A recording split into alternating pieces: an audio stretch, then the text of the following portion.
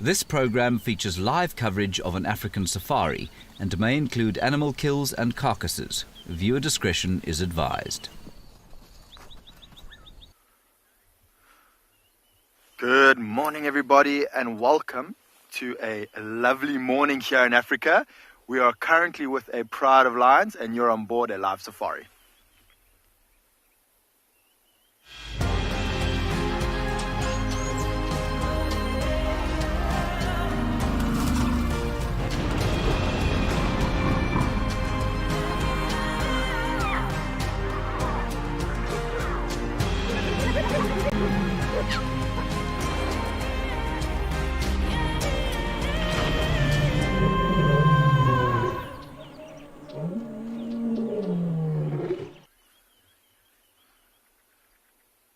Good morning, everybody, and welcome to andBeyond Phinda Private Game Reserve.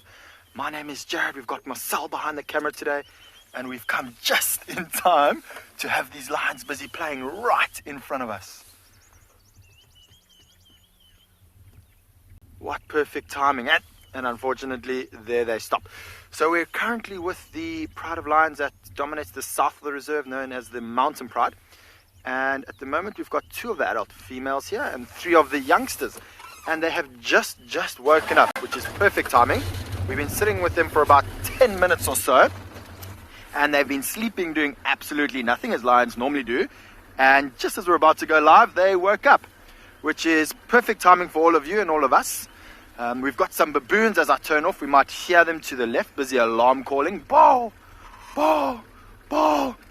They've seen the lions moving around, and they're warning everyone in the area that there are some lions around. Here we go, let's listen.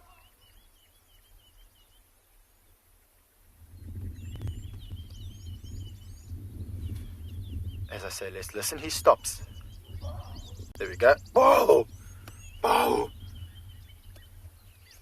Let's see if we can get one more alarm without me talking.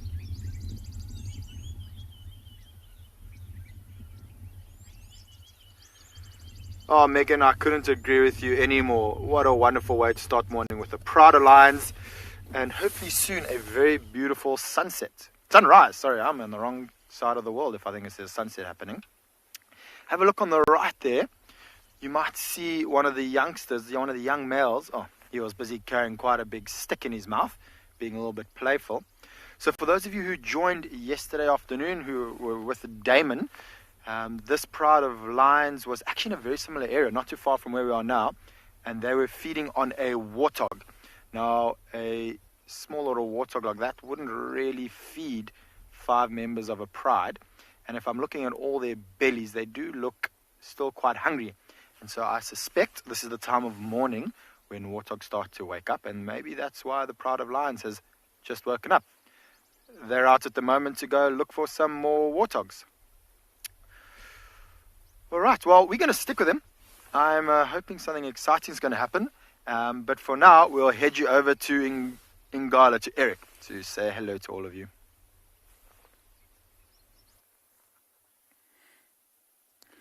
Good morning, everybody, and welcome to andBeyond Ngala. My name is Eric, and behind camera, as always, is Marcel. And this morning not Marcel, Owen. Owen's just turned around and looked at me, and he gave me a massive big fright. His facial expressions were priceless. And so what we've actually done today is we have changed from moving from the river, and we're heading down into the southern section of the reserve. And so we are basically driving along one of the boundary roads, and we're just trying to see if we could maybe hear any of the lions that were potentially calling around camp this morning. And we haven't heard anything or seen tracks yet, so we are thinking that the pride that we followed so nicely last night might have actually crossed out of our boundary. But because we are in the southern section of Ngala, we thought we might as well just spend some time exploring it. And so we're going to be looking for some general things. There's a few water holes that we'll go to at some point today and see if there's anything wild and wonderful out. It is Ngala, so you can always expect the unexpected. I'm going to keep driving, and it doesn't look like I'm on a road, but I promise I am. It's just a very, very underutilized road. and so it's very rocky. It's quite a bumpy road, so we just like to take it nice and easy just so we don't break anything. But within the southern section of Ngala, it's an area that we don't really go towards. Roshni, these clouds look quite ominous. I don't think they're going to bring rain. It does feel like there's a little bit of moisture in the air today, but it doesn't seem like it's too serious. And so as we're moving through, I mean, you can just see in front of us, it just looks like it's so much more open compared to the areas that we've been spending around the Timbavati River. And so on the right hand side over here is all completely open, and it just basically means that it's a slightly different habitat that we're moving into.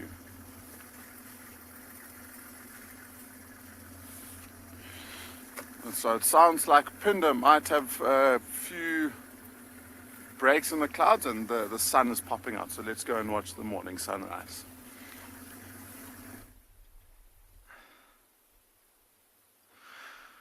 So as I mentioned earlier, is there a better way to start off a morning with a pride of lions and a sunrise? And 2 minutes later, we've just had the sun peeking over the horizon. And how absolutely stunning is that? It's at the moment just below some clouds and just above the horizon, creating a beautiful glow up into the sky. Something that you always need for a beautiful sunrise or a sunset is some clouds. And in my opinion, there's almost the perfect amount of clouds there for a good sunrise. Although unfortunately, I think in the next 30 seconds to a minute, that sun is going to be behind those clouds.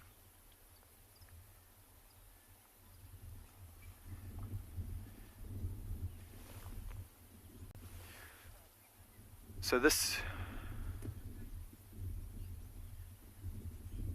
Yvette, I couldn't agree with you more. I have never seen a sunrise or sunset that has disappointed me.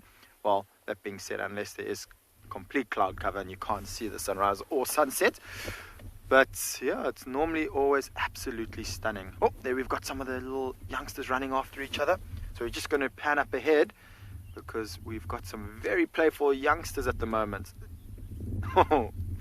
I was hoping for a little bit more of a takedown there. So one of the young males was busy chasing his sister. And they're very excited. It has rained over the last day, so there should be a bit of water around. The air is nice and cool and fresh. They had a meal last night. And I think that they do know that there is the potential of another hunt this morning. And these lions are at the age where they will start to try and joining. And that is a very exciting time for them. Oh, we've still got one of the youngsters here. I didn't see her. Now, her brother ran off that direction with the remains of the warthog that they killed yesterday. It was the leg. Let's see if she picks it up. You can see she's busy smelling around, trying to see if there's any meat left on that leg. Obviously not. Damn it, I was hoping she was going to pick it up. I wonder if she's going to run back to the rest of the pride or she's going to run back to the thicket where the warthog is. That tree right there is where the warthog was. You can see how she glanced in. Ooh, shame. Looks like she stood on something and hurt a little bit, but she's not limping anymore, so obviously it wasn't too bad for her. And we've just lost view of the rest of the pride up ahead, but she'll be able to catch up, no problem. She can see them, and if she loses them by sight... Oh, there we go, there comes one of the young males. Oh, that was incredible camouflage. I couldn't even see him in that yellow grass. Oh, just ended up in the tree. And that is the perfect hunting technique that he just did there. He predicted his sister's movement. He knew that his sister would have been on this carcass and then joined up with the rest of the pride, and he positioned himself in a spot where he would be able to intercept her as she was heading down towards the rest of the pride, and that's exactly what this male will do in the future. Lie off to the side, maybe close to a game trail where some antelope will be heading down to the water, and then intercept them on their way down. All right, I'm going to keep following them and hoping to see something exciting that's going to happen.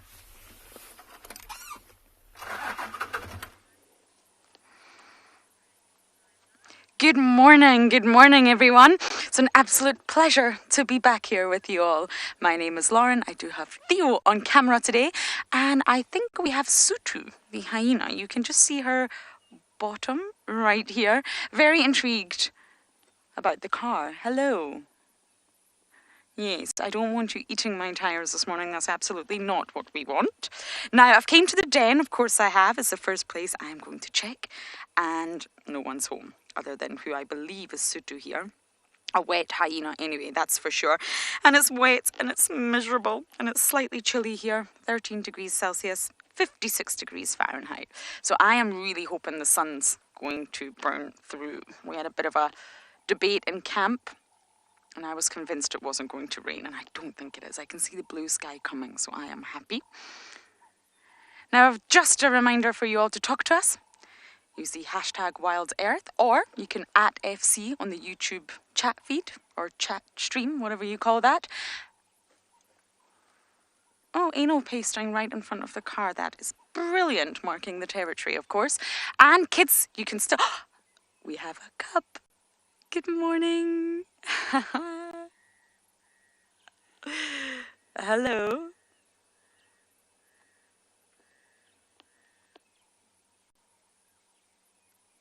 Would you look at that? Now, I believe lions have killed the buffalo on our property, and Raymond is heading there, but I do wonder if there'll be hyenas around. That's what I want to know. So it's such a pleasure to see the cubs again. I've actually been around a few days, and I have managed to catch up with them again.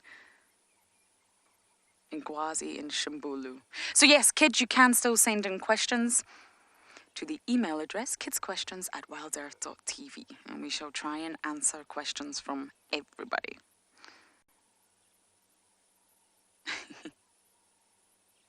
Now, I'm just scanning around because we've just arrived, and I can't see signs of ribbon or corky for that matter. And many of you are saying the hyena cubs are getting so big, and yes, they are. It's slightly scary how time flies, especially when you see them next to Corky's little one. Now, I've also managed to catch up with Corky's little one. Ribbon was present, but Corky was not. I've still not seen Corky, so she's definitely nighttime suckling. I'm starting to think she is avoiding Ribbon. I was against that theory at the start, but I think I've really changed my mind. And I don't know if it's direct avoidance or just sort of respect for the matriarch that Corky used to be. And she comes at night time. The cub's not looking too full whenever I see Corky's little one. I do think you can see immediately it's still healthy, but you can see that it's slightly weaker, and that's a good good morning. That's a good indication that the mother's a low ranker.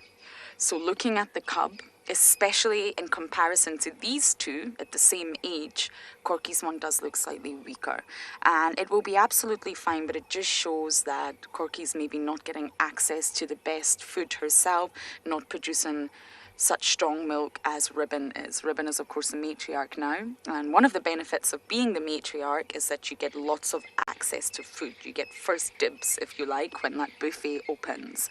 Corky, being the lowest ranker, probably does not. Now, I have lots of unanswered questions about the hyenas. I don't understand why we never see Heart. I also don't understand why Heart has not had a litter at 5 years old, that we can see anyway. I don't understand why we're not seeing Corky around, and I also don't really know what's happening with June. Now, June was the mother. June was always the mid-ranker, always a sort of easy one, right in the middle, never high, never low. And I think that's quite a good place to be if you're a hyena. She's the mother of Sutu and Tswalu. Now, we see Sutu at the den all the time, but yet we never see June. What is going on? Okay, I'm going to try and reposition a little bit better here, see if there's any other hyenas around, but it appears that Eric has found a hyena of his own.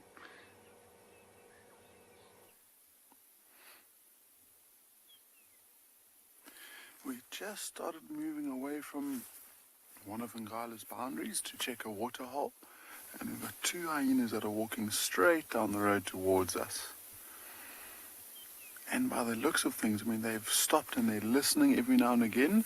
They could be missioning, and they look like they're following the same path that those lions might have taken a little bit earlier. So they could be trailing the very back end of the pride in case the pride might have managed to kill something. Let's just see how that one reacted. It turned and sniffed in the grass. And so it might have just picked up a little scent that it wanted to smell.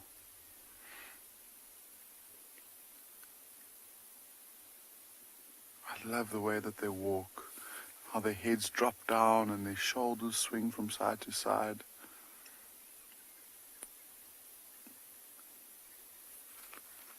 It's coming quite close to us, but it is moving away from us. Not.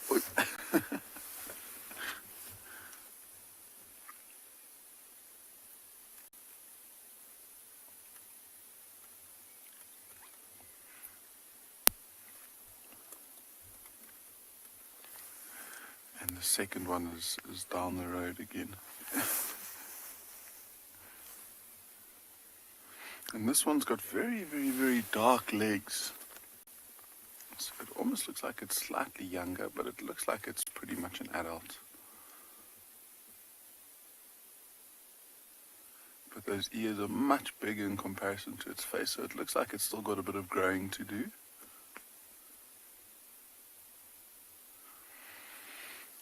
And they'll feel very comfortable at this time of day to be moving around. And that bar is perfectly positioned to block the view of the hyena.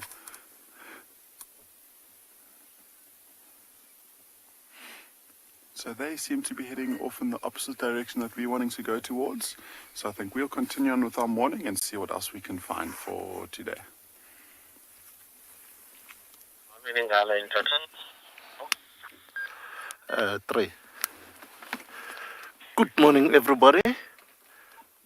Welcome to Djuma Private Game Reserve. It's a very, very wonderful day today. Is the tire active? So what has done look? Sorry, that's my radio. It is a wonderful day today. So my name is Raymond. By the camera, we also have got Craig. So, yes. So we are right on a sighting of 3 female. We did manage to kill the buffalo. So you're welcome to live safari. You can ask any question on hashtag or on YouTube. Hashtag wildlife, WildEarth or YouTube. You can get your comments and questions. So it is a wonderful day for me. I never saw 3 female lions manage to kill a fully grown buffalo. Mostly I know it's the male one who managed to kill the buffalo, the fully grown one. I know that the female one, they only kill the young ones, the cubs. Whatever as you see, you can see that she's showing that no, this is really, really me who managed to knock this buffalo down.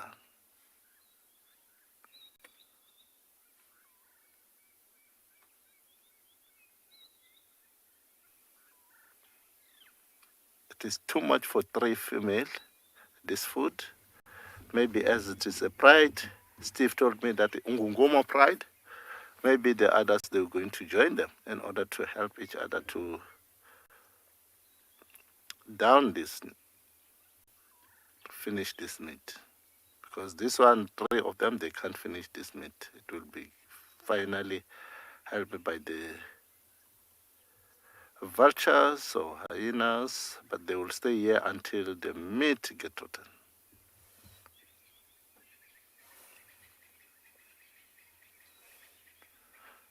But I believe it's a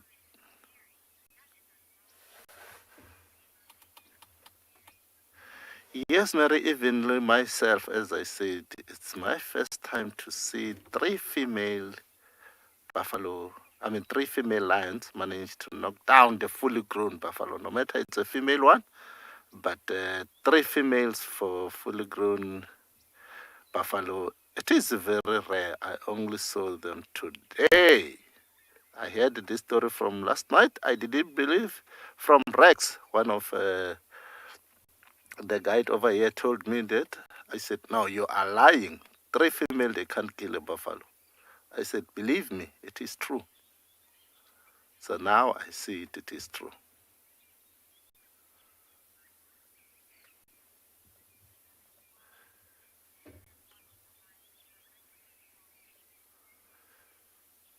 Yeah, we're gonna stay here for a while until a little bit later. Maybe the other pride will come and join them.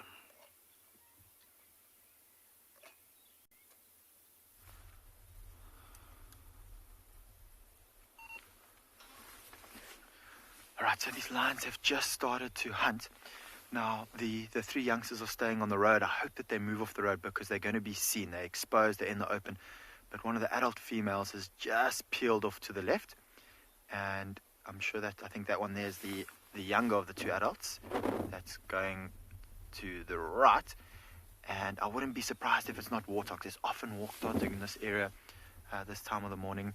If you have a look there quickly, Marcel, on the left, you will see that that's where the oldest lioness of this pride is, and looks like she's looping around far to the left. And I wonder if either she's not going to chase the warthogs towards this group, or maybe the other female's going to chase it towards her.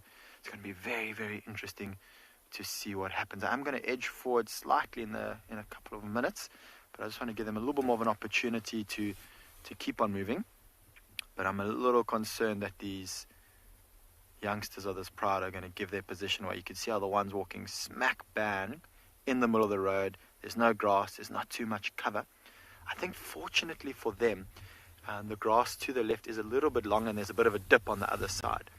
And I wonder if they can't maybe hear or smell something up ahead. Warthogs are notoriously for being noisy. They grunt quite a bit, and there is a decent breeze that's blowing from them towards us.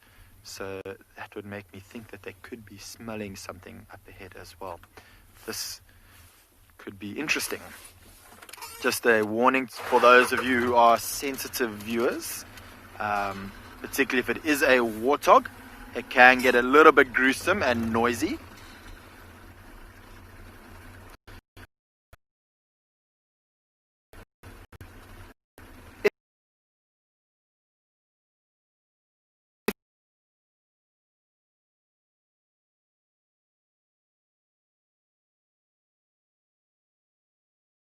Areas, but judging by the way that they're moving, I'm almost 100% sure that they definitely know something's up ahead. This area over here is an area where we also see wildebeest, zebra, impala walk through, but I just have a feeling that it's a warthog. I don't know why, but I just have a feeling it's a warthog. There we go. That's great news. The youngsters have now moved into the grass, which means that they won't be seen.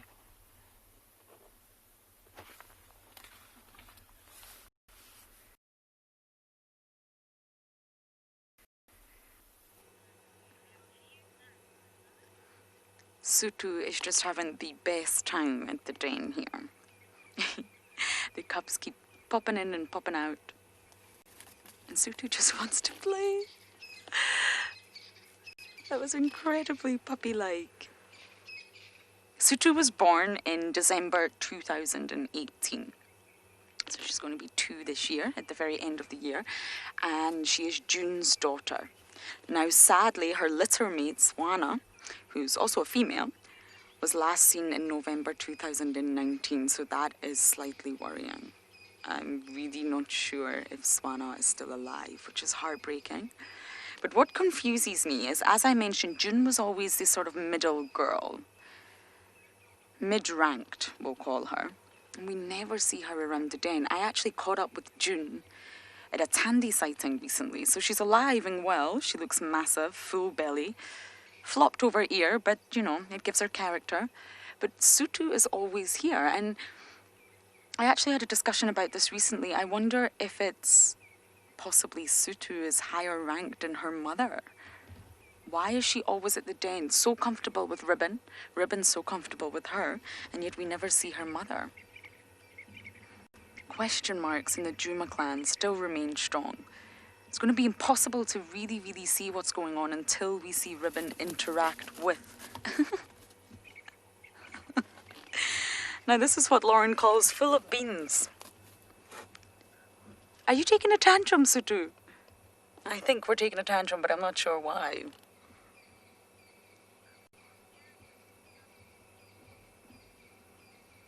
I think she's going to pretend to go to sleep, but we're not actually going to go to sleep. So yes,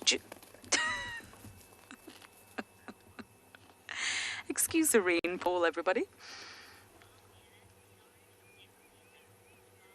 Our Beard, you are right. Good to hear your name, and Lauren is definitely back. She starts her day at the Hyena Den. Where else would I be? But I know we've not been able to see. I don't think we've been spending a lot of time with the cubs lately because, of course, if there's not a slightly older hyena around, like Sutu as a babysitter right now, then we don't spend time with the cubs alone. And Sutu is just full of beans. She's also young, of course. You can see that. You can actually see she's young just by looking at how fluffy she is. As hyenas get older, they tend to be, well, appear less fluffy.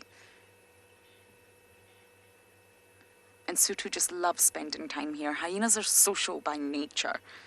And especially the young ones, they just want to spend time with each other. But Sutu's rank is definitely interesting. Where does she sit on this wonderful hyena ladder? Where are you going, madam? Oh, we're running. Oh.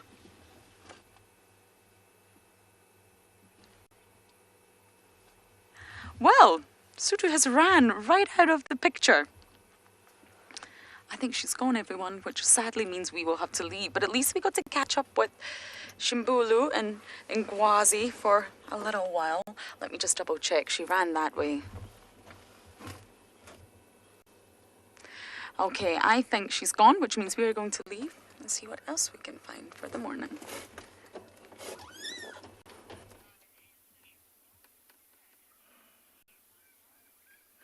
Yes, I believe that they did enjoy the hyenas as it is. So we are still right over here on a sighting of those female lioness, female lions, also lioness. So the other one is still busy feeding. It was incredible, you know, what had been happened. Steve missed this kill in about 4 minutes because he was the one who found them last night. I was also coming. I saw him together with them. I turned off. So I was following him, following. By the time when he left, about 5 minutes, they made the kill. It was incredible. But now I just only hear the sound calling the site.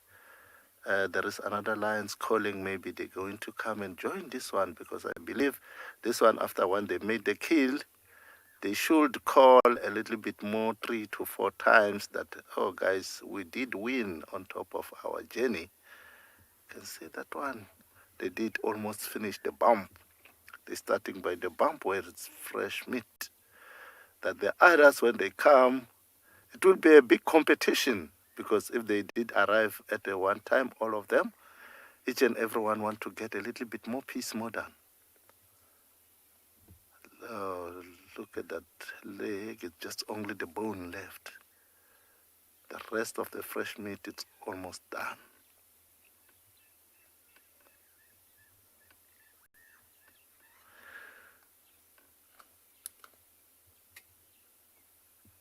So as they are full, they don't have to compete. But at the first time when they're eating, they make a big competition.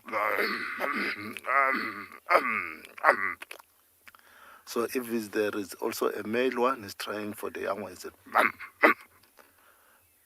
to make them scary in order for himself to get full first.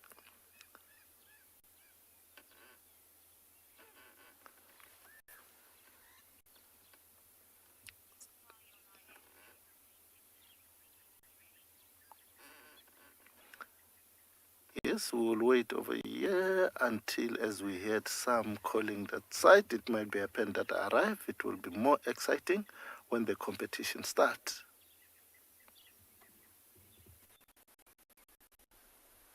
So I was right and I was wrong. So these lions definitely smelled something up ahead. I can just tell by whatever they were hunting and the distance of where we saw them that they smelt it. But it was not warthog. And they have unfortunately been seen by the impala. So,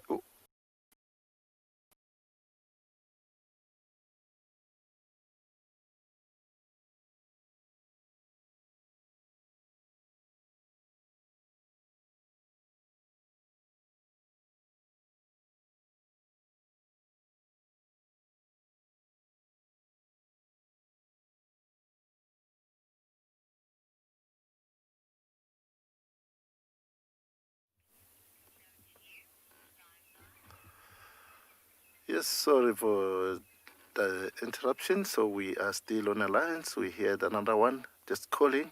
And we also heard some, it seems as it will be more action soon as possible, because I also heard the Francolin calling. Maybe they just something, because the bush can surprise you. You will thought maybe it's something coming, while there is many things that can make those Francolin scary, to make a little bit more noise, as it is someone stepping on. So, but at this moment, it's only those three lions. That other one was still feeding. The other one, if you look a little bit that side, you go that side, you can see them. Their bellies are full. They're lying at the back to trying to get a little bit air for digestion, helping themselves to breathe in out.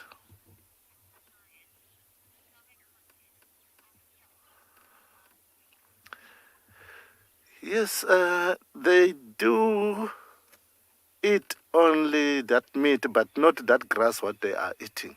Those are the first thing to eat before they eat another meat. They like those inner side before they go for meat first. It is true, they do eat. That's why you can see there is some, if you can view very well, look carefully, you can see where they started to eat before they go for meat.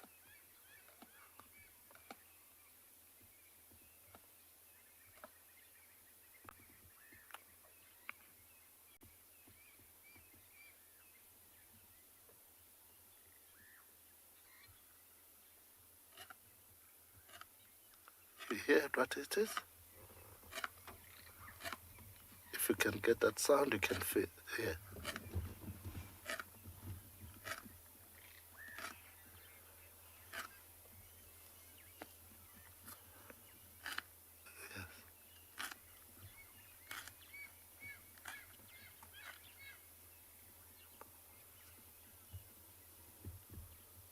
So it is more opportunity for the lions to hunt the big animals. That the competition is very low, each and everyone got a sighting. But if they get something like impala, while there are three like this, it is less than 5 minutes. It will be nothing at all.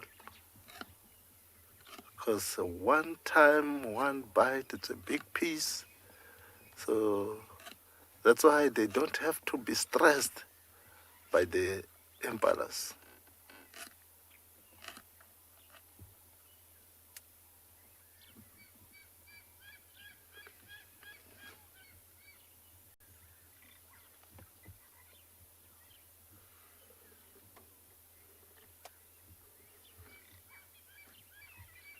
Can listen the audio of the bush, that we are really, really live safari.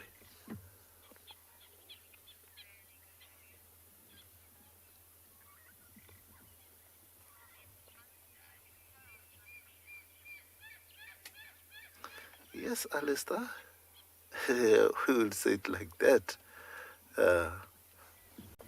But it's something very, very, very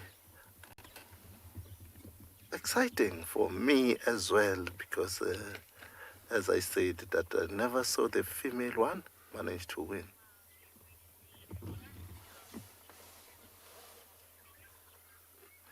Yes, we will stay right over here for a while.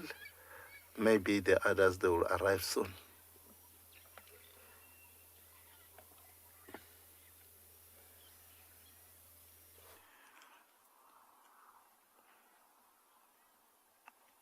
Good morning, world. We are sitting here watching a lilac-breasted roller also wake up for the morning, just watching over its turf, fluffing itself up on this rather chilly and cloudy morning. But chilly, cloudy mornings sometimes bring us good luck in terms of other action out in the bush. Welcome to Prideland's Conservancy with Eco Training. I'm Michael Anderson. Behind the camera is Sebastian. Hey. And yeah, we've actually come to the place where that lioness was last night, just outside of our camp. And she's not here. We heard hyenas this morning, southeast of where we were, so we went to investigate there. Saw tracks and signs, but nothing too major. But we're going to stick around this area, maybe adventure around a little bit and see what else we can find on this cold morning. There was a little bit of rain last night, just a tiny bit of rain. And so yeah, everything is sort of settled right down because of that rain. And as you can see, this lilac-breasted roller is just sitting on a branch, fluffing itself up, trying to be warm. There's not much activity of insects at the moment, unfortunately. And because it's so cold and because it's rather damp, insects are also staying very still, which are this lilac-breasted roller's main source of food. But I'm sure tomorrow it's going to get nice. It's good morning, everyone. It's nice to have you all joining us. I can't tell you how excited I am to be out in safari with you. Now, the Seb, everyone says hi, by the way. Oh, thank you. Hi, everyone. Seb says hi back. He's excited to be here. But yes, the roller's going to stay right here, and we're also going to just stick around here for a little while just to see if we hear again a sound. We thought we had heard maybe a slight little contact call of a lion earlier, but it was just once, and then we heard nothing else. So, who knows? It's a mystery. We haven't seen her tracks either, unless she turned from a Viking to a Valkyrie and flew away. It'd be very interesting to know what this lioness has done and where she's gone. This lilac-breasted rollers looks very chilly, doesn't it? It looks very fat this morning, fluffy. See how it's fluffed itself up? It's trapping air underneath its feathers against its skin, which will then warm up with its body heat and then create this little warm jacket. Amberly, the bird is cute, and it does have a very nice beak, very functional beak. You can see if it turns its head towards us, you'll see this beak has a little bit of a hooked tip because it catches little insects, and it uses that little hook to ensure the insects don't escape once it's been caught. It does have a cute beak, though. The beak is a little bit dirty. I don't know what it was doing earlier. Maybe it had a drink a bit earlier and dipped its beak into the mud, or maybe it caught an insect, I don't know. But it was actually cleaning its beak or its bill on the branch that it's resting on.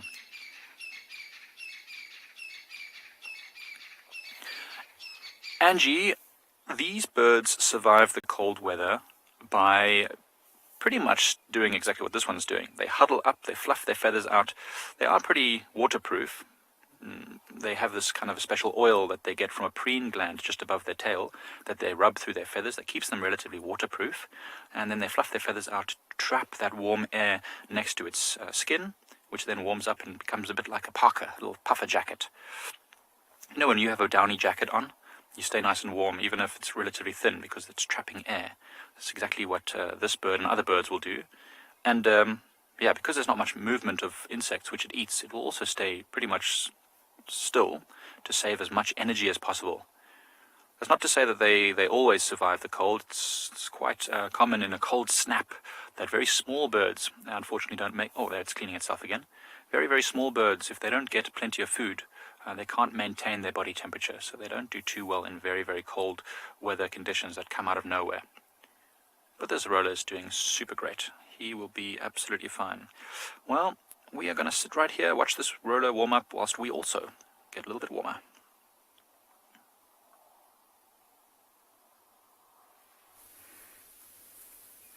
We have come down towards one of the last water holes in the area to see if there's any signs of life, and not really too much going on the mammal front, but there are quite a few birds that are fluttering around. So this is the water hole that we're at. We're just watching a Birchall starling. There's been some hornbills and a couple of small little plovers that are a little bit tricky to show on air. But what I would like to do is just quickly show you exactly where we are and orientate us all, so you have an idea of where we are and our plan for the morning. And so we left the tented camp this morning, and this is where we heard the lions. So the lions were calling, and I think they must have crossed in somewhere over here, so they're somewhere within the Kruger National Park. And then we've just checked these 3 water holes over here, and we're currently down at this one. And so there's not too much sign of life on this side, so what we might end up doing is just going straight up like this and then go check back up towards the river. We've been spending lots and lots of time around the eastern part of the river with those lions in the last couple of days, so we'd like to maybe see what's going on in the west. If we have time, we never know, we might venture off into one of the larger water holes in the western part of Ngala. So that's what our plan is looking like this morning. As you know, things change all the time, so it's not a very rigid plan, but we're going to keep on going and start making our way back up towards the river.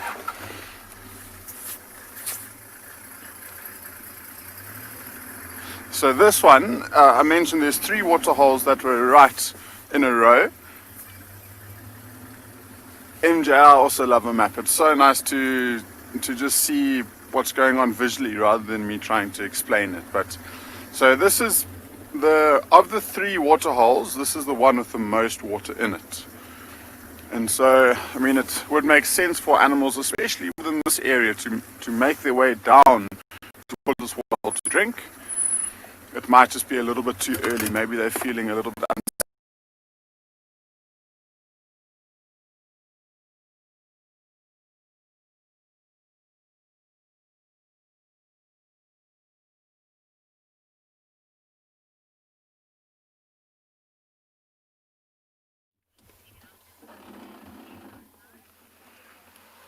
Yes, there is now just to finish that other one and I go down and joining the other 2 lying down right over there, where all the bellies, it look like more than its head.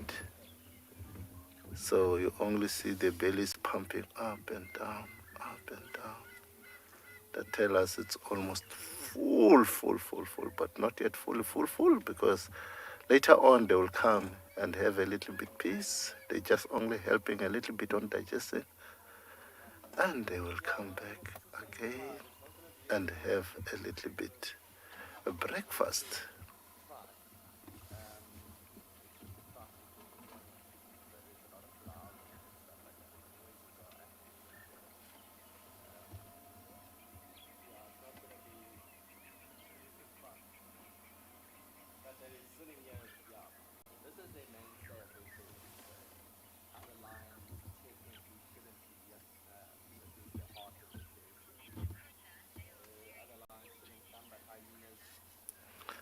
Yes, Kruger, they are very solemnists.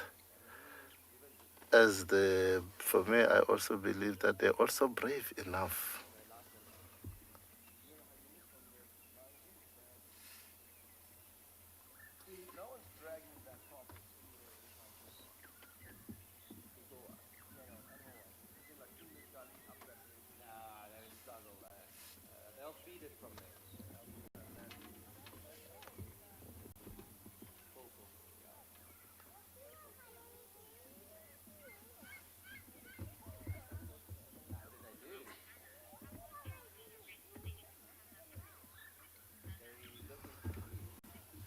Yes, and you can be wondering what the Djuma Pride are.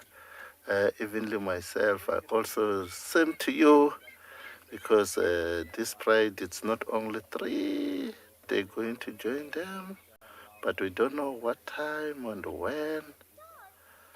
But as they know where they are, maybe they're trying to get them.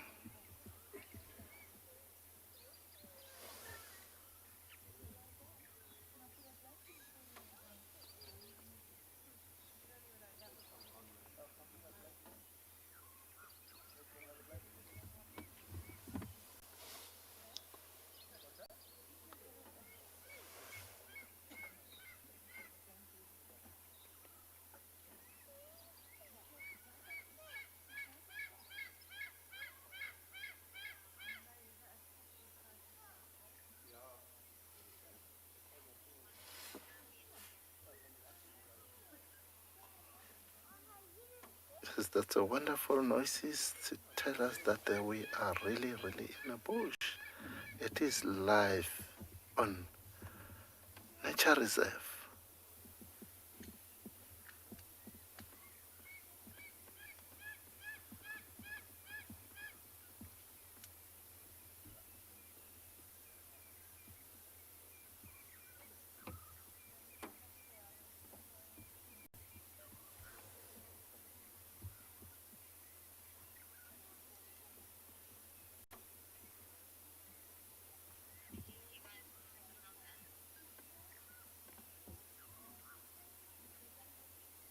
You're welcome.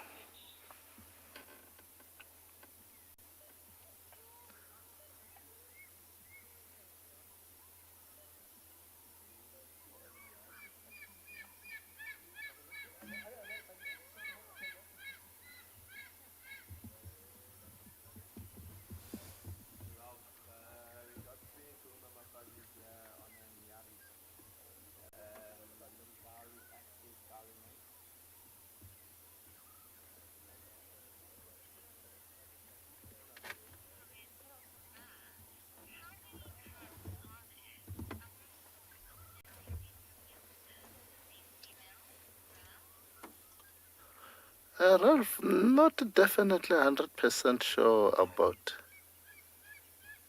these cups right over here. But right over here, we don't have any cup. But on this pride, I don't know how many cups there. Oh, Steve told me that there are 9. It's 9 cups. And I think it's 5 female one. 7, sometimes 8. Oh, sometimes 8. Say 7. But sometimes becoming 8. So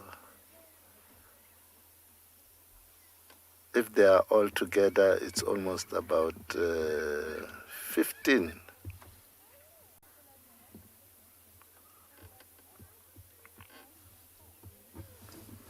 That it will be enough food for the buffalo for 15 lions.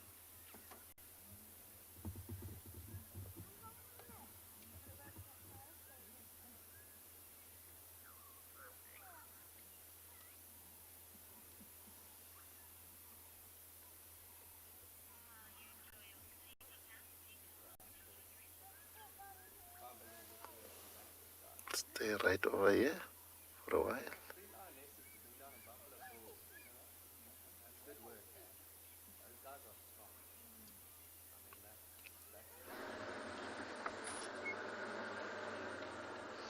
Well, I am on the move. Sutu just ran, I don't actually know where she ran, off into the middle of nowhere, which means we have to leave the den, I'm afraid. But I'm not saying I won't pop back later. I just think it's nice to be back on the reserve and take a bumble to see what else we can find. Now, I know that Mr. Chingana made an appearance when I was on leave. I'm no longer talking to that cat. But in all seriousness, the leopard dynamics are very, very different these days. There's lots of changes taking place and lots of adjustments. So I think it's going to be really exciting for me to get my teeth back into the leopard movements here.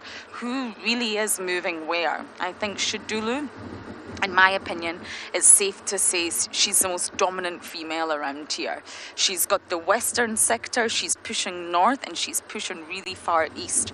I think Shadulu is now our dominant female. Tandy is very much around. I think Trishala got very lucky with Tandy, but she just sticks to that southern eastern corner. She's not fully pushing in anymore. She's a much older leopardess.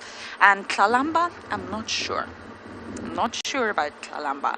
I need to try and figure out exactly what's going on with her movements. But I think the Duchess of the West is very much here to stay, which is of course exciting. She will be very familiar with Kalamba. She'll be very familiar with Tandy, solely by scent. It's really important when you're an animal, an individual animal, that you know who your enemies are. You know who your relatives are.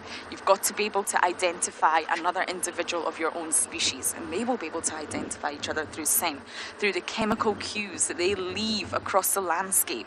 Urine, feces, and even the sebum from their sebaceous glands will tell a lot. It will provide a lot of information to another individual, and that's really, really important. So they will all be aware of one another. They'll be familiar with one another, even if it's not by sight. Maybe they don't recognize one another by sight. Maybe it's just another leopard, just another female leopard. It's not until they smell the scent that they will think, aha, this is Tandy. As many of you know, animal communication fascinates me greatly. I think there's a lot that we miss being a human, and I've been digging really deep into animal intelligence. So I think we'll start today on that one. A little bit later on, hopefully, when I find an animal, we'll talk about the intelligence throughout the animal kingdom. Okay, so I'm not sure where I'm going to go yet. I'm going to see what I can find as the wind takes me.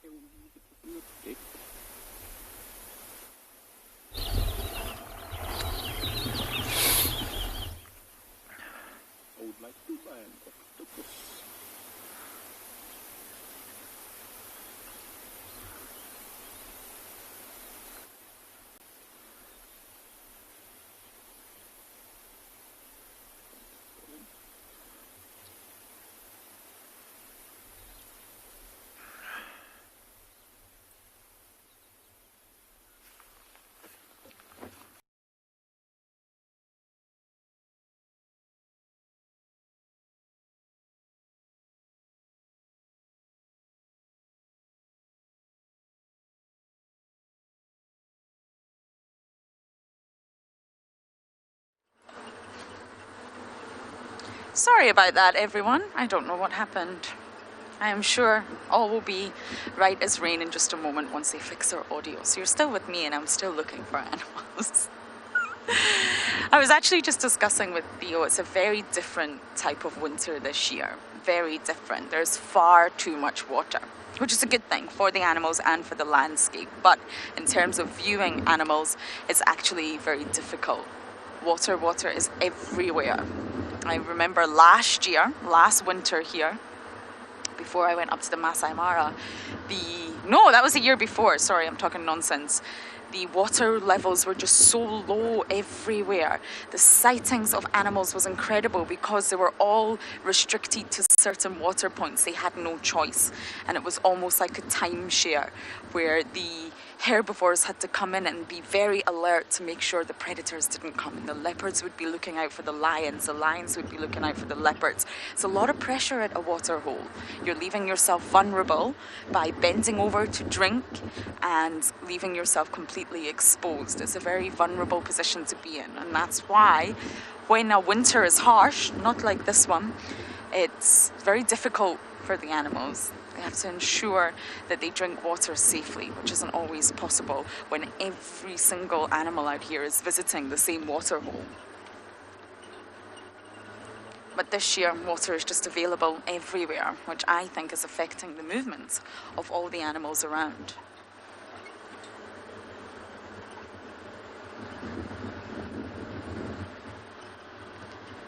Ruby, you're saying it's interesting to see the change considering all the water.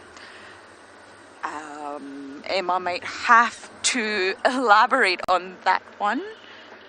Oh, the elephants. There's definitely been elephant activity, that's for sure. I think you maybe mean the change in landscape.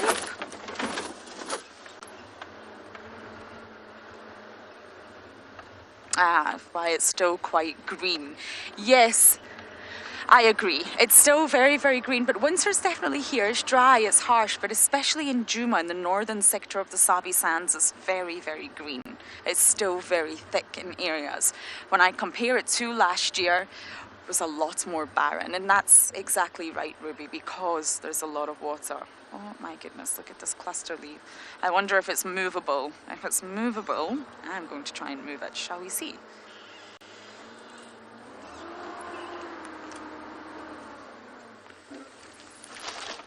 No, it's not movable, everyone. I tried. Okay, as I look for the elephants that have caused all of this destruction, we're going to send you across to Dylan at Tswalu to say good morning.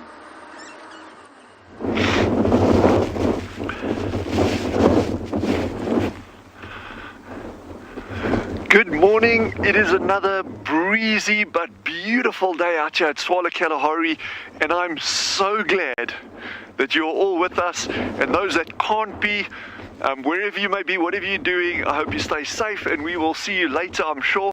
It is just wonderful being out here with you. Old Davy on camera there doing an amazing job. My name's Dylan, and just when you think things can't get cuter, like when you've got like the peak of cuteness and then you think, well, it can't get cuter than that, have a look at this.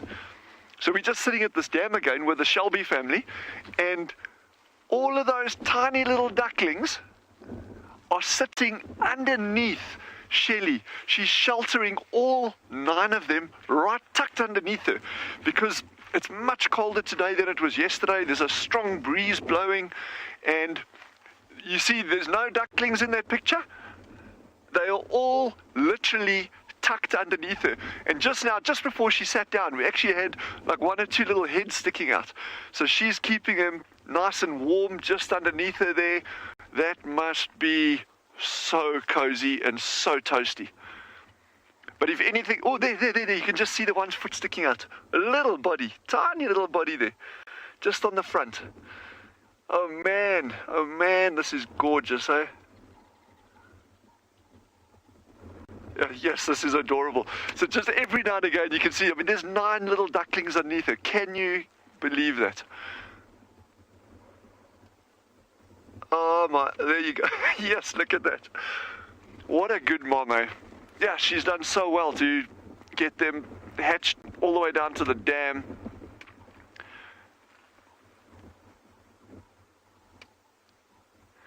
Safari Kitty says this is just adorable, and you are so right. And that's what I say, you know, just when you, and I always find it hard, you know, from an ecological background, you know, I try to look at these things from, okay, well, you know, there's an evolutionary role going on here, and things happen for a reason, that kind of stuff. But so you try kind of keep the anthropomorphic or anthropogenic side out, anthropomorphic side out of it, and say, well, you know, that's a duck just, you know, doing thermoregulation for a youngsters, that kind of stuff. And yet you cannot but help to look at that and say, my goodness, that is cute, eh? You know, and I always think, you know, you get to a level where you think, oh, that's just amazing. And then something even better happens like this. I mean, just look at old Sheldon there standing there on the left. He's on guard duty. He is not going anywhere. He's just watching out for danger there. And if something comes along, immediately they're going to run into they're going to jump into the dam, and those little ones will actually disappear under the water. They'll go under the water to hide away. Now you must just think just how good their insulation properties are, because to go under the water, you know, they obviously they're highly buoyant. They've got a little fat layer on them. Their feathers offer really good insulation properties as well. But still, I mean, you know, they'll get chilly.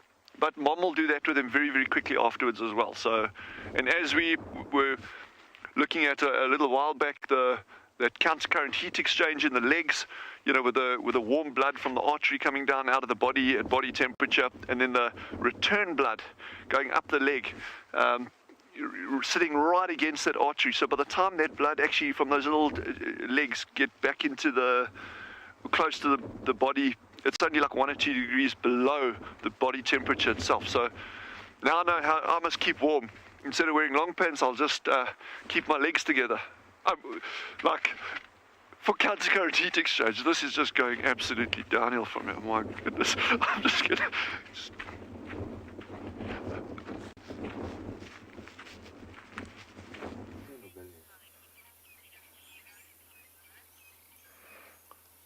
Indeed, we had to relocate. We did a reposition for these lines before we managed to get those lines together with the caucus. So at this moment, we just move a little bit to reposition in order for all of us to view exactly all those lines. It is those lines to me, they look like as they are still teenagers. They are almost above 3 years to 4, or evenly more than 4 years, because Steve told me that it's almost about to go for ostrich. They are not yet on ostrich. They never been get birth. So it is incredible. It is the first time for us. I won't say for me, for us. The young ones managed to down the fully grown buffalo. It is very, very, very rare. So as they are still young, there is no one who is fully grown. We have to direct them what to do. So that means this pride has been killing the buffalo many times. So they know, they did learn how to knock down the fully grown buffalo. And their braveness as well. Most of the time I know the lioness, if the buffalo just look at them, they do turn around and trying to run. Evenly the fully grown one, if the buffalo trying to, they turn around and run.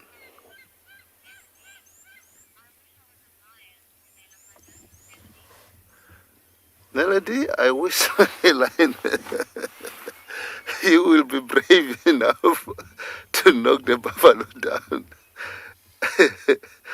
Yeah, I believe it as well myself, but it is a little bit difficult to live, because sometimes you won't find food and you need to work hard in order to get food. So for them, they did work hard in order to knock the fully grown buffalo. So it is something special which I will never ever forget even in my life. And for yourself as well, you wish you would be a lion today, because it's nice, because they did win. If they will fail, you will say, oh, what I'm going to eat.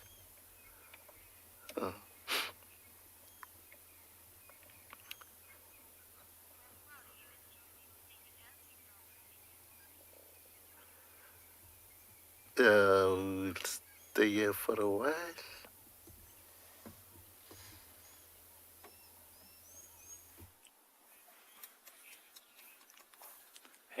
Hey, goodbye, giraffe. We did have a giraffe, a beautiful giraffe. We call him TDH, tall, dark, and handsome. But now he's just proving just how well camouflaged he can be for a huge animal. But if we look a bit closer at this giraffe, you can just see how dark his coloration is.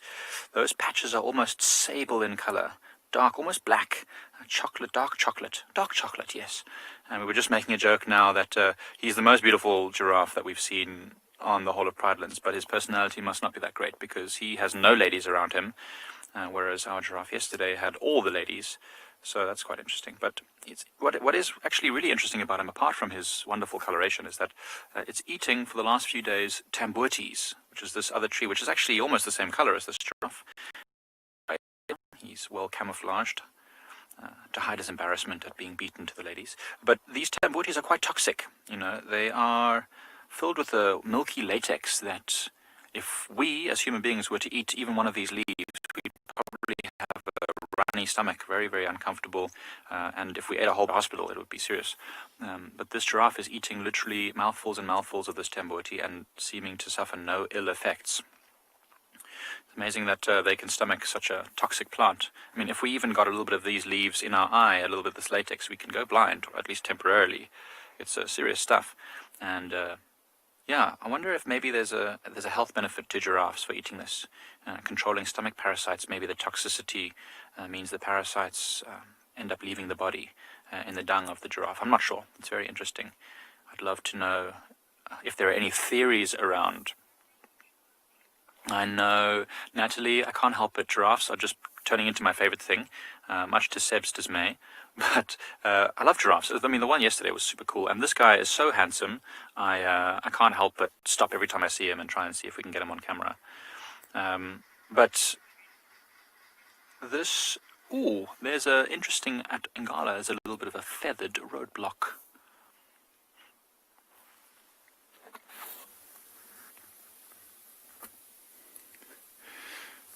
this is probably the longest I've ever been able to sit and watch these birds that are on screen at the moment.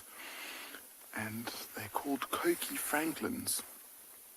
So have a look at, as it turns, it's got a very, very orange head and then this very zebra stripe breast.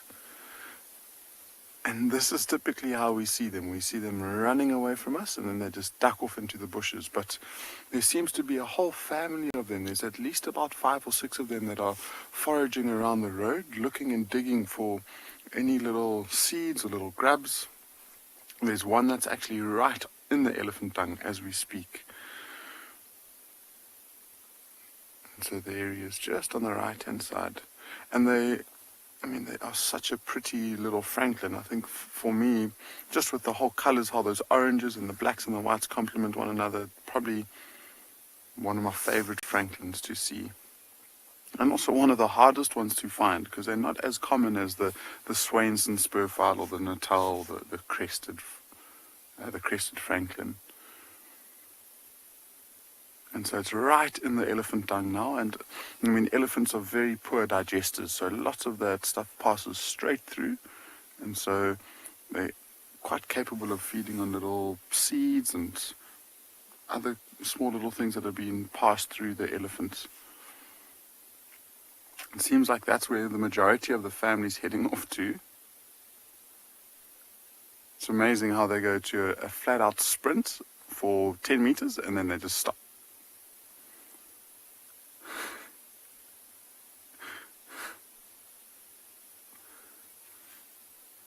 And so they're just about to lose, I think, most of them. And what I'm finding quite interesting is all of these ones with the bright orange heads are males. And I've never really seen a whole group of males together like this before.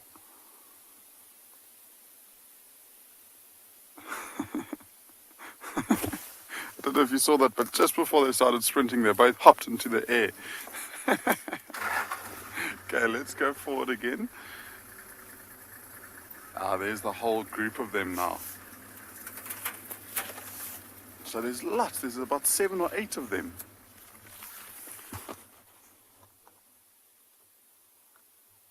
And they're all hopping around. What on earth are they doing?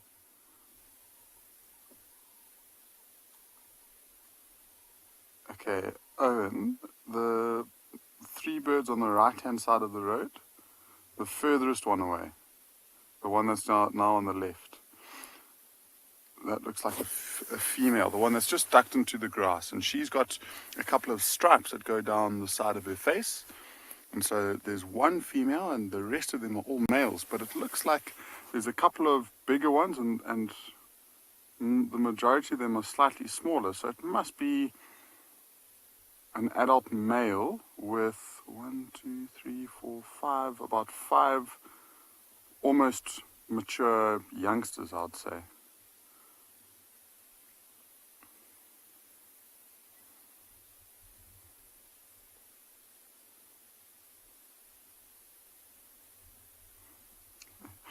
Chris, it looks like it's more of a dance or like a wrestling game or something more than a meeting. They seem to be quite active.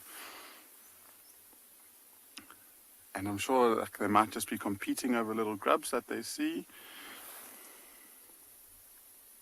So that one in the middle of the 3 on the right hand side, that is a young female. So slightly blander in color. She doesn't have that very bright orange head. And then the streaking is pretty much the same.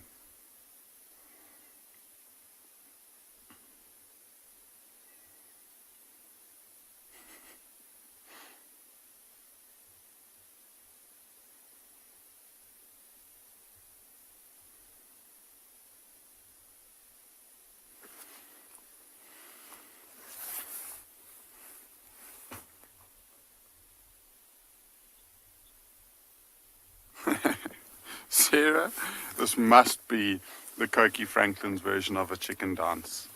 They're putting on quite a show for us.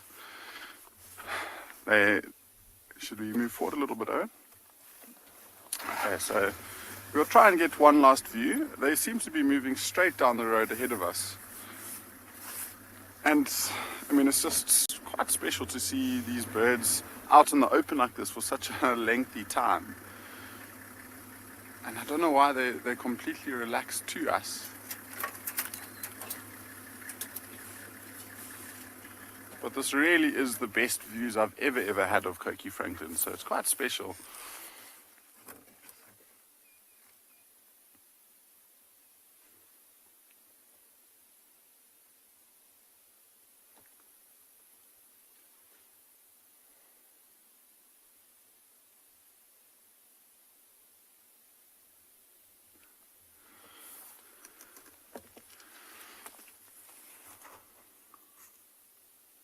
And they keep darting off the road, and then they come back.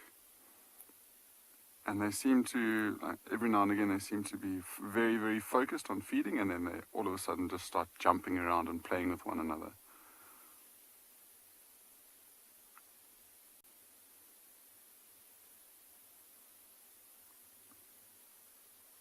But it's quite interesting. I mean, if I am right, I mean, I'll try and see if I can read up about it. Megan, they are very, very camouflage, especially with that orange head and all of the mottling and the patterning on their backs. So when they're ducking to the grass, they disappear. But it's really interesting. If I am correct, I mean, I'm not entirely sure, but it looks like it's the adult male with the youngsters.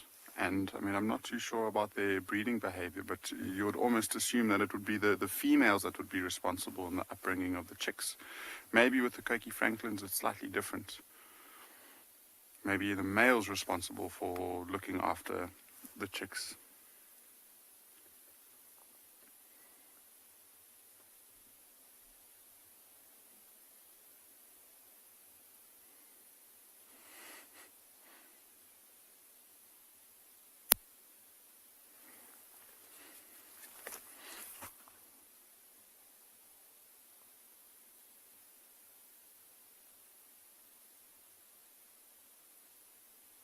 Also so nice to hear some of the birds calling around us. There's African hoopoes calling.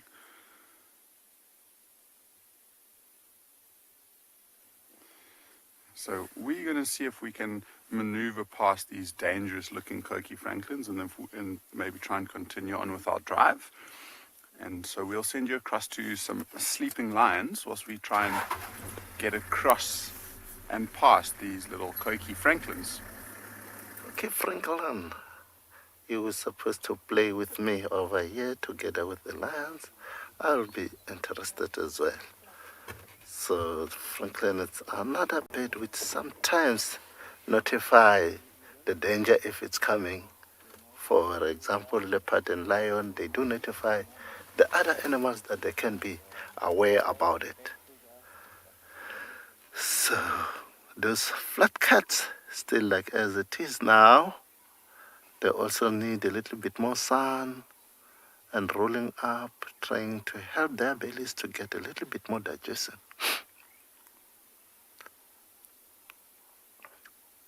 So I also have got a little bit more information that Steve told me about this pride.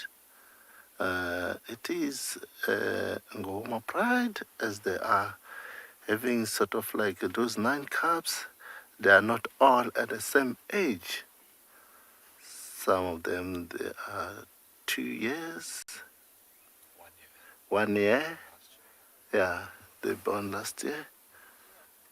So some it's 6 months, and some how many months? Yeah, so June, Yeah. September, January, December. Yeah, the others they're born in December. That's those who are for December. They are a little bit older.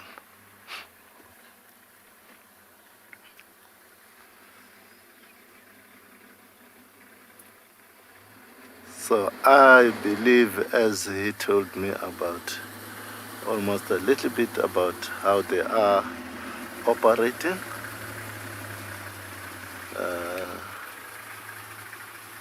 I also heard one of Djuma guy told me that this pride normally they go for buffalo. That's why this one managed to wean while they're still young, they do go for mostly on a buffalo, this pride. So they are well experienced to knock down the buffalo.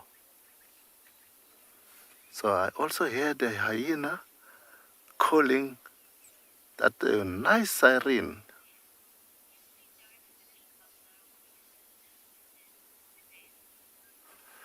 And then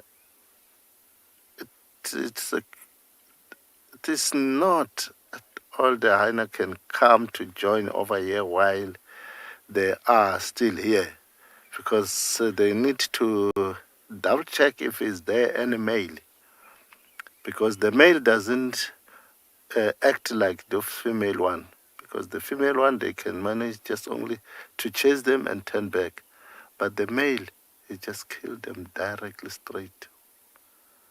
So they do afraid where they haven't double check exactly how it is. They can come and stay a little bit far behind, double checking if is there any male. If there is no male, like over here it's a female one, they'll get closer to trying to take over. If it is a more small meat, while they are relaxing like this, if it is small left, they can pinch and run off. So, but for this one, they won't come, it's still full meat, and those one, they won't go anywhere. They need to protect the food until the others arrive.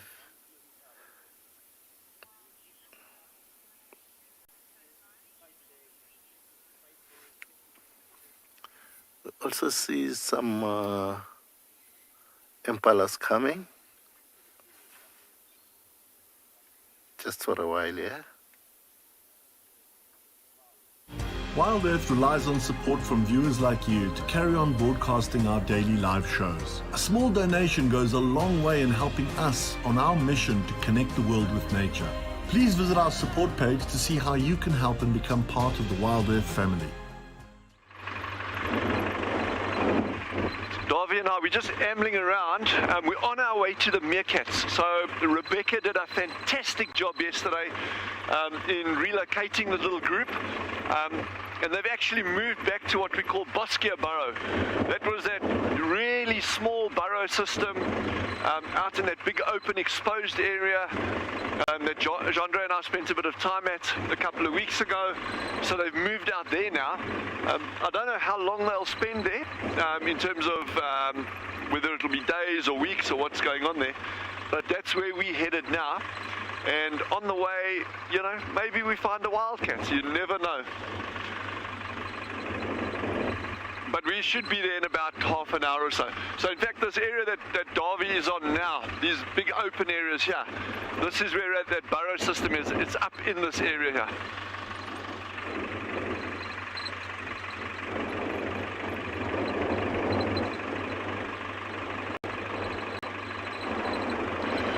So Chris has asked a great question about the shell ducks, and it's actually a question that I've been asked off air a number of times as well. And the question that Chris has asked is, will those shell ducks actually ever go back to the nest now? Or will they just stay at the dam? That nest is done and dusted. Those shell ducks are going to be at the dam until those chicks are big and they move off to fend for themselves one day. So yeah, that nest, so we won't be going back. But what we will do, and Davy and I chatted about it yesterday, I would like to go back to the nest, and we'll do a little piece there on one of the drives in the near future, where I can actually show you the nest site itself. I can show you where we were sitting, what we were doing, how we made the setup work. But what is interesting about that question is that they have been known to utilize the same site a couple of years consecutively. So, you know, if they've had a successful breeding season, which we know these ones have, then there is always that chance that they will go back and reuse that site. So I'm very, very pleased that we actually got it. And, you know, maybe next season we'll be lucky and get another batch of ducklings coming out there. But yes, they are cute, and I really hope that all of them make it. But you see how those parents look after him, eh? Yeah, they don't let those little things out of their sight. Eh? So that's so fun. Now we got the meerkats with the little pups. We got the shell ducks. And it just shows, things happen out here even in winter. And it's any environment. Often you think, oh, well, you got to wait for summer for things to start breeding. It's not the case at all, eh? Often it's normally the case. But things have evolved all these really cool, weird, different strategies to survive in these different environments.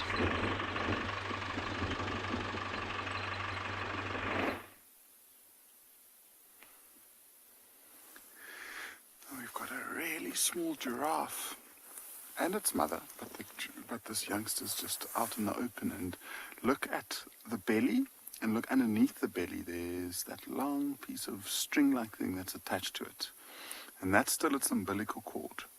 And so this young giraffe is still very, very young. And so sometimes it takes about between 6 and 8 weeks for that umbilical cord to fall off. It will eventually dry out and wither and then just drops off basically. And so it must be, if I had to guess, between 5 and 6 weeks old, something like that. It's a little bit taller than a brand newborn, and it seems quite sure-footed. And it makes me wonder, about a month, or maybe a month and a half ago, Owen and I actually saw a very, very young giraffe who was literally a day or two old. And it's in a pretty similar area, so I wonder if it's not the same one. It might well be. So now that's really cool to see the mother leading the way. Very, very much darker than the light youngster.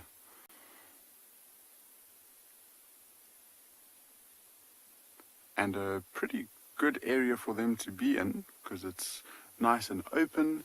They can see, she can use her height advantage to scan, make sure that there's no incoming predators, because this little youngster will be incredibly vulnerable, particularly to lions.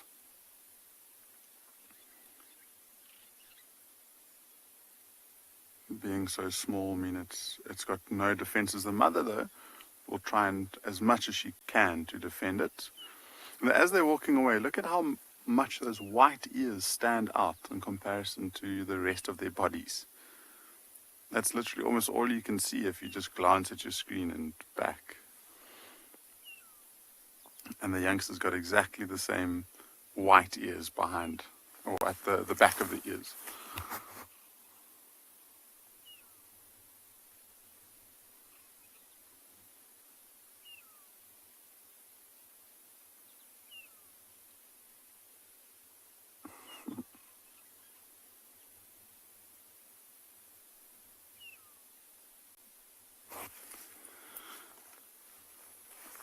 So she's just about to disappear into the tree line. There is another one actually, slightly further. If you go right in the tree line, there's another giraffe that's just made an appearance. It's probably been there the whole time, but I haven't seen it. And it's looking down in exactly the same spot. It hasn't moved its gaze. I wonder if it's not spotted some movement. It could be something as simple as a herd of impala or something like that caught its eye. Now that it's averted its gaze away, it seems like it's lost interest in whatever it spotted. I've been scanning into the tree line to see. Claire, it is very peaceful to be out in the bush like this, and watching these giraffe behaving naturally, walking through these open plains is really something. And it's not only the giraffe, it's the bird noises, it's the nice breeze that you can feel on your skin. It's just a combination of all of this is just really peaceful. And I've just spotted, oops,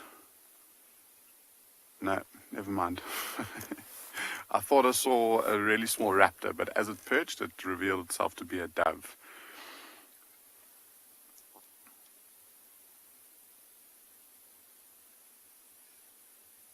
So this youngster isn't spending any time feeding. It's probably got its full, probably mostly feeding on milk still.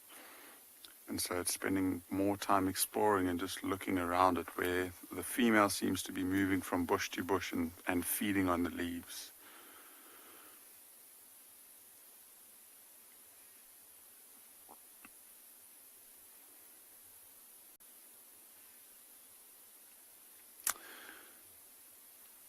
It looks like we're going to lose the view, or our view, of this giraffe very shortly. So I think we'll continue on. We're only about 15-20 minutes away from the river now, so let's maybe start heading in that direction to see what we can find. Yeah, that's nice giraffes. You know, that's interesting about giraffe. While I was still young, not now, because now the people are respect me, they were calling me young giraffe because I'm so tall. So evenly when I saw the giraffe, it's sort of like a bad memory for me that they're using to call me young giraffe. They're calling me young giraffe, and I finally, when I get firstborn, I said, no, the baby giraffe can't get a birth. I'm a fully grown giraffe now. Don't call me a young giraffe, just call me a giraffe, because I'm so tall. So they used to call me giraffe, whatever, those friends of me. It is something special for animals that the giraffe are very good, and they can see far from the distance. That's why for them, as they are not that much speed running, but their eyes, it is more 100% running more than their legs. They can see far from the distance. So those cats are still flat cats, just only to turn around a little bit, show their bellies they are, and waiting for the sun to be with them. In order to stretch, you see the other one stretching. They can even say boo, because the bellies are full by stretching.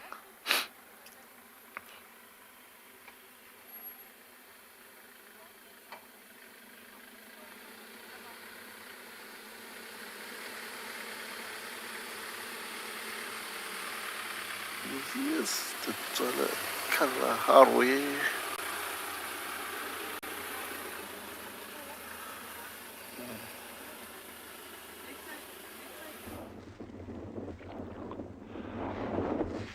What an incredible scene and setting for this herd of giraffe.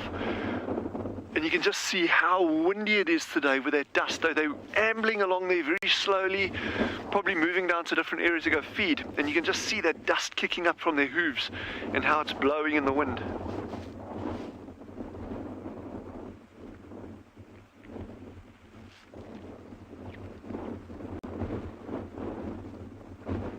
Sure, it is really breezy and really cold today.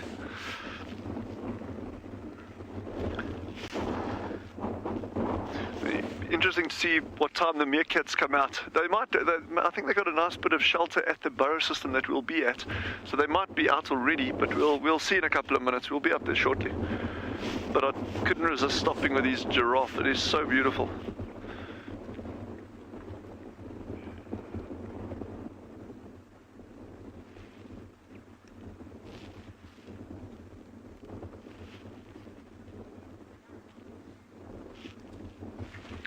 Debbie says that is a journey of giraffe. Totally right.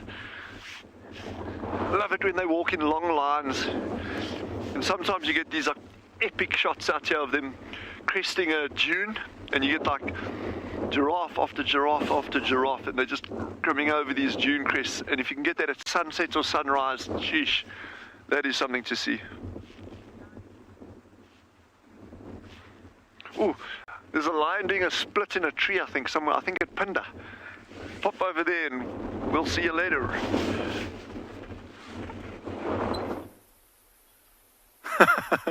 Almost doing the splits in the tree, Dylan.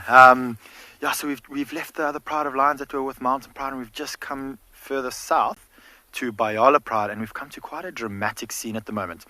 So to the right of this male in the tree, and we'll go to him shortly, he's trying to mate with one of the adult females, and she's not having any of that.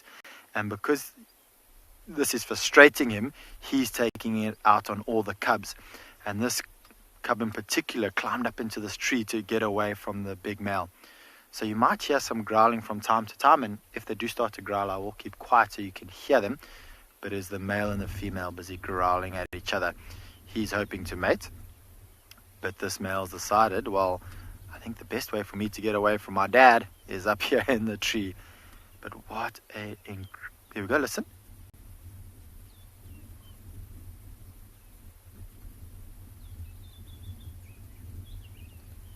It's the female busy growling at the male. Unfortunately, we can't really see them where we are now. We will go to them shortly, but I think, wow, we've got this male trying to do some acrobatics in the tree here. Let's stick with him for a bit. It's always such a treat to see lions up in the trees, and this pride in particular loves to put on a bit of a show up in a tree. And this particular tree that then is a marula tree, which makes the famous amarula drink that I'm sure you've all heard about. And I think he was thinking that his father, who is much larger than what he is, might not be able to climb into this tree. And so he climbed up into this tree, and then the father instead decided to chase all the other 4 young males who are now scattered all around us at the moment. But the female's doing a very good job to avoid the male. She's just plonked herself in the thicket where she knows that the male can't really get into, and would battle to try and mate with her in there. But hopefully she'll come out shortly and we can show you what has been happening there for the last little while. Wow, have a look at those claws. You'll see from time to time, particularly when this young male starts to lose his balance, he'll bring his claws out just to grip onto the tree a bit, just so he doesn't fall out. He's not too high up, maybe only about 6-8 feet up. So if he was to fall out, he probably wouldn't be injured at all. But it's a little bit of a tricky tree to climb in. There's no flat branches. Everything is at an angle. Liz, they most certainly do. Leopards, their whole design and their whole behavior is to be able to climb around trees and to climb up and down and move around a tree very elegantly. Lions, with just their general size and their typical behavior, they're not as adapted to climbing trees as what a leopard is. But as you can see, they most certainly can climb a tree. My favorite part of lions being in a tree is actually watching them try and get down, because that they have no elegance at all while climbing down a tree. There we go. Let's listen.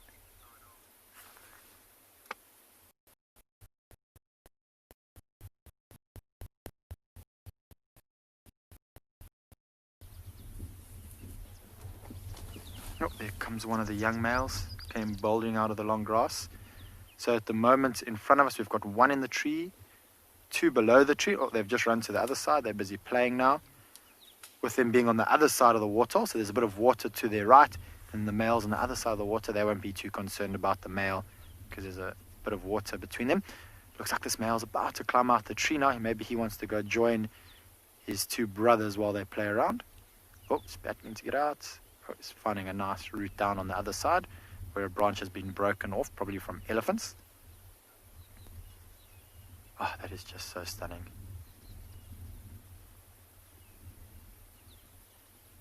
Now he's decided, do I jump down or do I climb back up? I think he's going to climb down.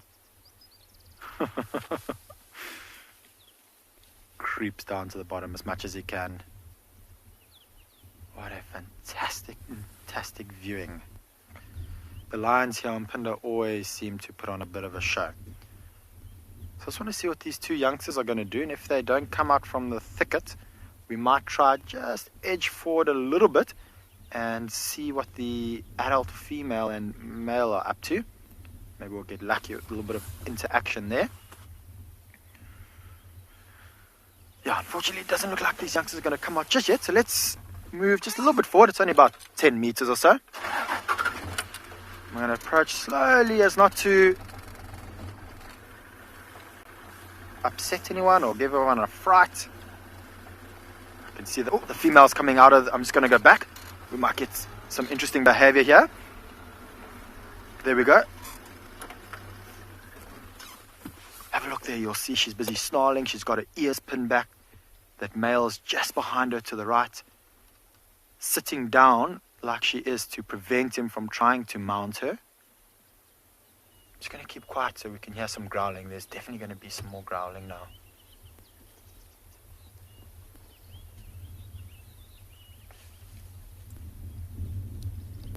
She's busy watching the youngsters play on the other side of the waterhole.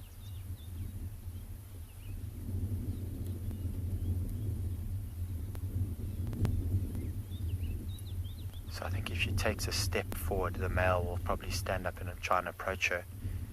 And you'll probably see she'll pin her head back, growl, warning to him that if he tries to mount her, she will give him a decent smack.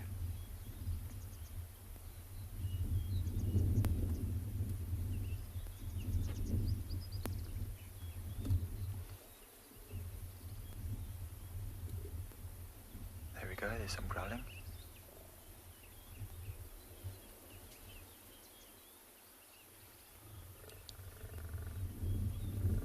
Well, okay, she is absolutely gorgeous and fierce. I mean, such a beautiful creature. When they do tend to growl, pin their ears back, snarl, they can be quite terrifying. And this male that's behind her, one of the Biala males, is equally as gorgeous, if not even more so than what she is. See, one of the young males caught their attention to the right. They just heard some walking, and he's getting out of there. He's heard the growling.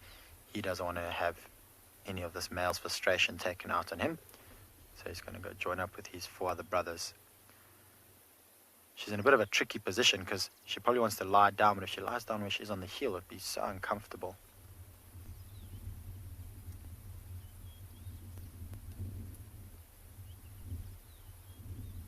Male's busy scent marking in the tree, trying to state his dominance while marking his territory in this area.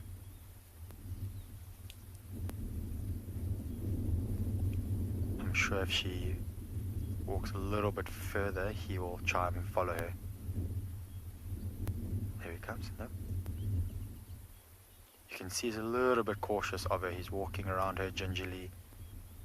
He knows that if he approaches her too quickly, she's going to react, and not in a good way or positive way for him.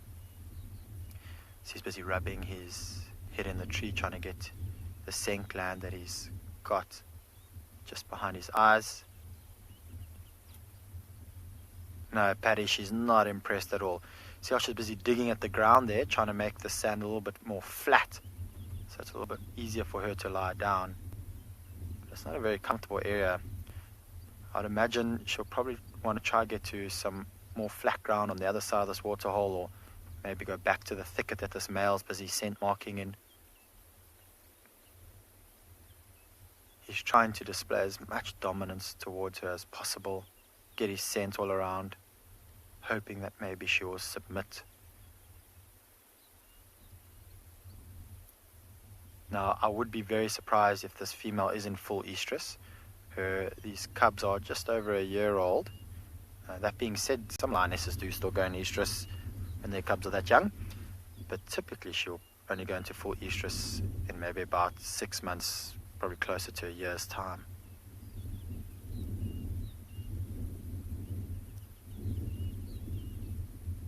She's just watching what he's doing.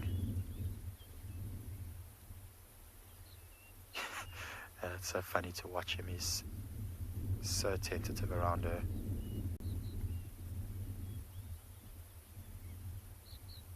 It's almost like he's trying to act cute at the moment, putting his head through the bushes.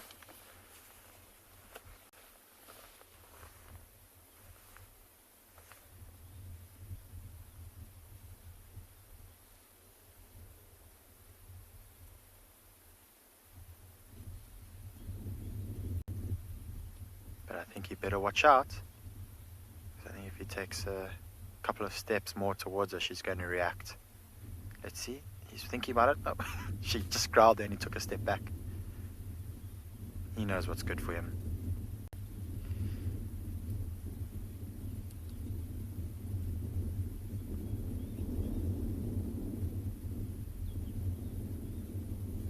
Oh, beautiful shaking of the mane. If you had seen that yesterday when we had rain, you would have seen water droplets flying in the air, which would have been spectacular. See how she's keeping a close eye on him. And just by her watching him is that body language which would tell her, or sorry, would tell him that she's got her eyes on him. Alright, so I'm gonna stick around here for a little bit longer, but we're gonna head over to Ngala to see what's happening there.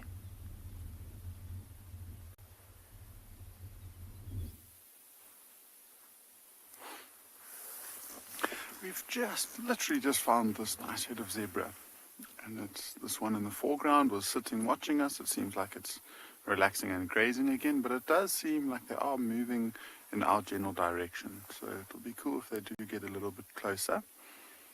But as he puts his head down, or it, not sure if it's a male or a female yet, just look at how broad those black stripes are, especially around the rump. So it's quite a striking looking zebra. And then there's a couple more off to the right hand side.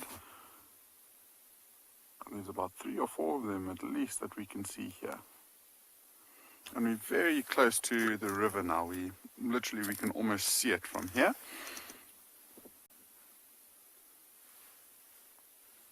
And these zebras are just grazing in these nice big open areas that we have just south of the river.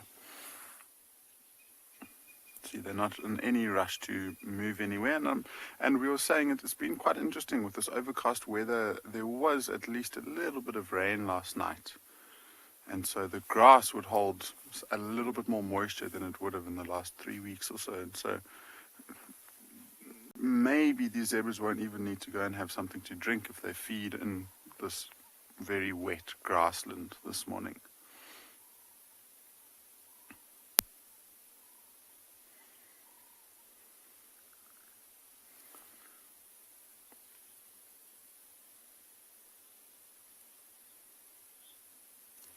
That's a good point, Lisa. I mean, they do seem to have very, very pronounced black and white stripes. And it could be because of the little bit of rain that we had. It might have just washed their coats. That one on the left-hand side is striking, though. And it might be because of the rain. I mean, there's a good possibility that they could have got a slight little wash. And, I mean, in zebra and within southern Africa have usually always got a shadow stripe, so between the two black stripes, especially on the rump, you'll see this faint brownish looking stripe. This one seems to not have it. It's not very pronounced at all, and I think that's maybe something that's just making it look a lot more striking than what some other zebras usually look like. But, I mean, the patterns on zebras is just so fascinating. And I love the way how those stripe patterns go from the neck all the way up into the mane. And it's perfectly uniform. Works all of the time. I mean, it's just exactly the same as the neck patterns. And as it looks at us, that diamond stripe or the diamond patterning on its forehead is also very captivating.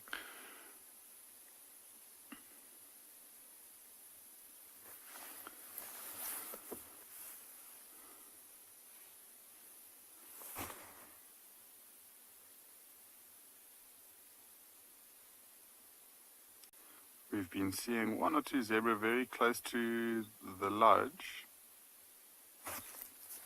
So actually, yes, there are a few different species of zebra, and they all look very similar, but they do definitely have their differences. Within the low veld areas of the Kruger National Park and South Africa and all the way down into the coast, you tend to only get one species, which is the Burchell's or the plain zebra. And that's the same species, it's the most abundant one. So it's the same species that you'll find all the way up into East Africa. And then once you start going into slightly different habitats, so in the deserts of Namibia, there's a different one. There's a mountain zebra. Okay. So whilst these zebras are peacefully grazing, let's send you quickly across to Phinda, where there's a little bit more action with those lions.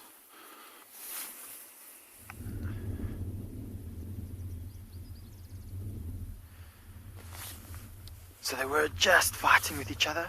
As the female walked off, the male tried to approach her, probably trying to mate again. I'm just going to edge forward a bit just to get past this thicket, but the female's having absolutely none of it.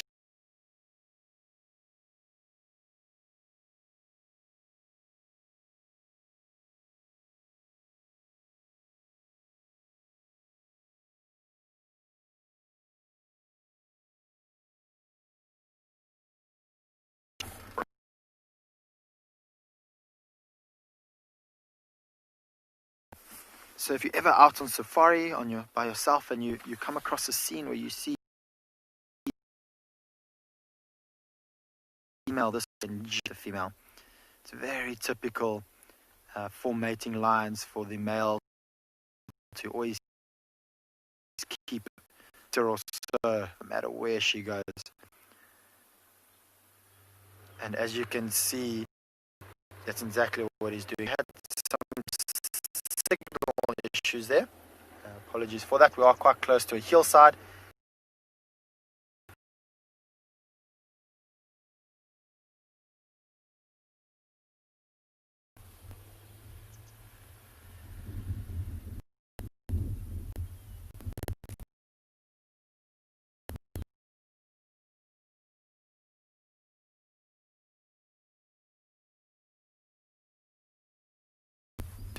Unfortunately for this pride, if these two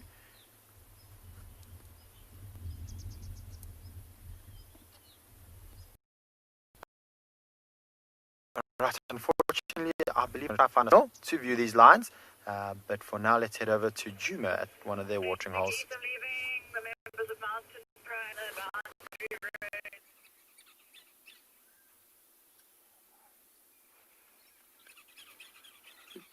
Okay, we just moved from the sighting of the flat-cat lioness, which they didn't do anything yet. They're still very, very relaxed.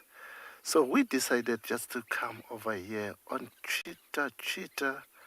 on a cheetah waterhole, where most of the time, sometimes we get a very nice sighting of the birds and a nice sound of the hippos calling, and as well as the hippos to view them. It is a very, very, very special dam around this area, which have got more hippos more than the other dams here at Chitwa. So I'll just move a little bit forward if we're lucky to get a sighting of the hippos that we can manage to see.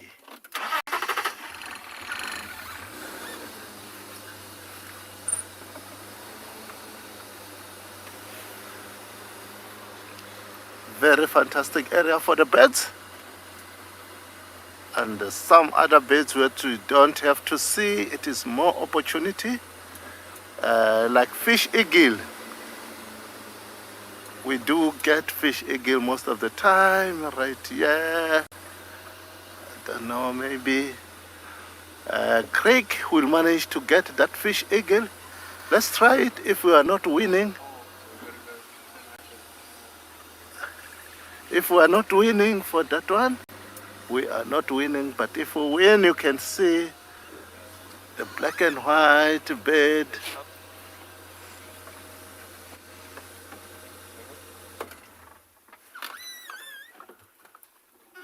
Which is also part of hunting. Oh yes, you're winning.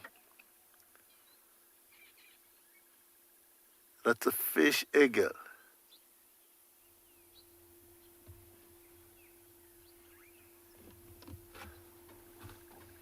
Very nice bird when it's calling.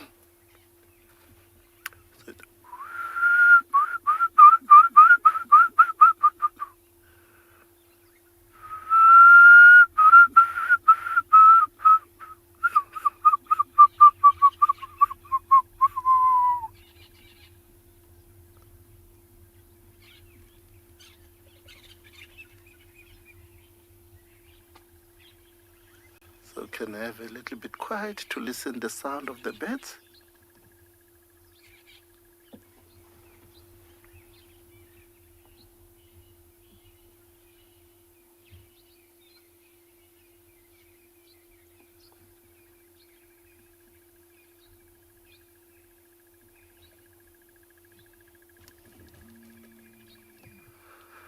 Oh, that's nice. It's fly off. Let's try to reposition ourselves on the hippos.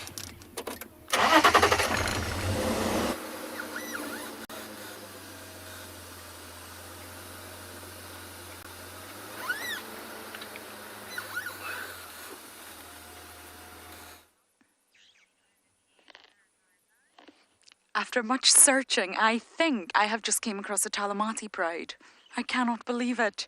We have 1, 2, 3, 4 lionesses that I can currently see. There's probably some missing. And we have a male to the other side, who I think is dark mane. Now, we've just arrived on the scene and they are flat, but they're not the Nkuhumas, which means I found a Talamatis, which is great news. I haven't had a proper sighting with the Talamati pride, and they are on Djuma.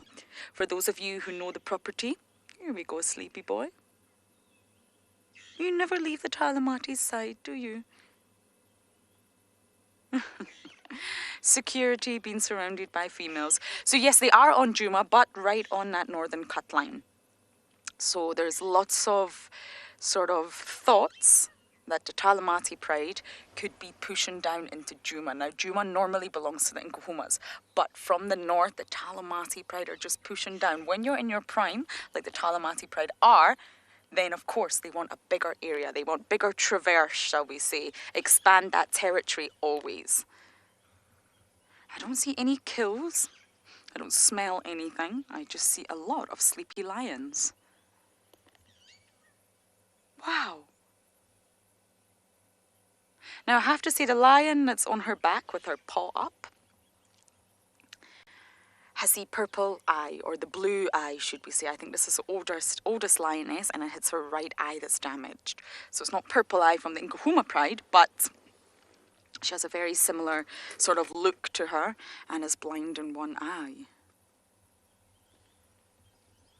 This is so exciting. We've been driving around for a long time today, and finally, Theo actually spotted these tawny cats lying in the grass. Now, winter has its advantages for lions because they can camouflage a lot easier. The colour of their hair blends in very, very well in the winter vegetation.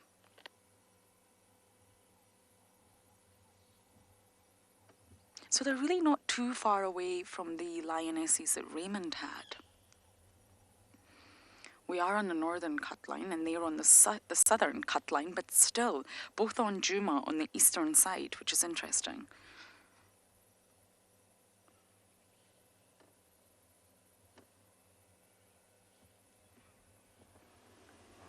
I just wonder if I'm missing count of an adult.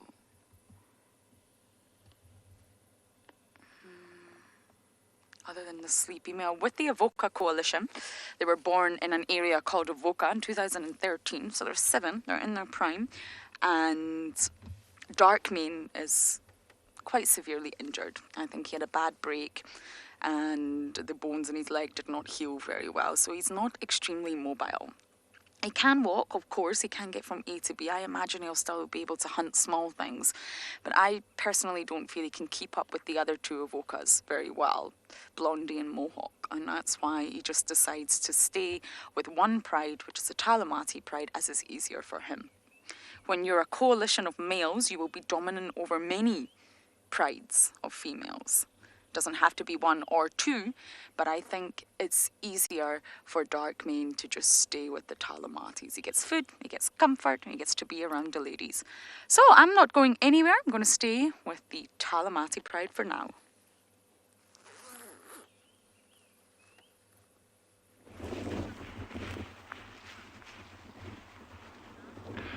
So we just got to the Meerkat burrows and there's absolutely no sign that they've actually come out yet this morning. They are definitely in this burrow system, and you'll recall this is that little system that we were here probably, now it was 5-6 weeks ago that we got this burrow system.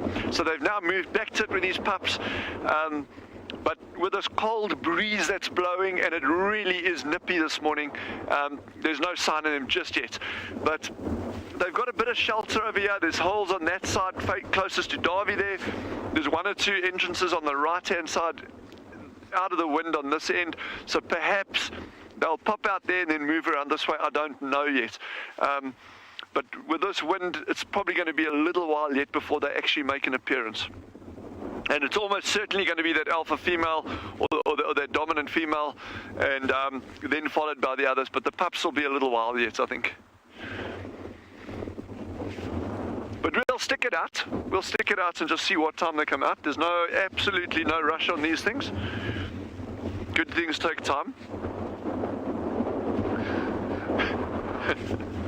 Yeah, Wild says they are definitely still in bed, as they would be. Yeah, no, me too. Maybe that's an idea. We'll bring a bed out here. We can just sleep in, just watch the meerkats. Nah, I wouldn't want to do that. I'd rather be out and about. Too much to see and too much to do.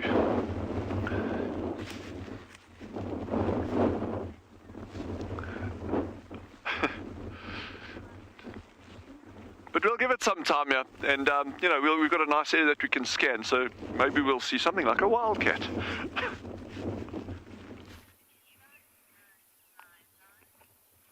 I do believe that the meerkats are still active, whatever as it is. Some people, they do like meerkats like myself. I am happy when I say standing with the 2 legs and looking as they were talking, as they were begging. Whatever they standing up, it looked like something that they were communicating with you.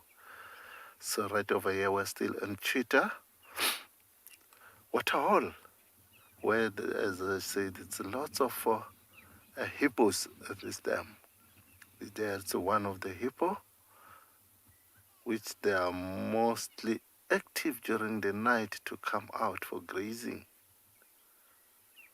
The hippo at all, it's an inland animal, can't breathe inside the water, and can't swim. They just only walk inside the water, and they have to pop up in order to get air to breathe.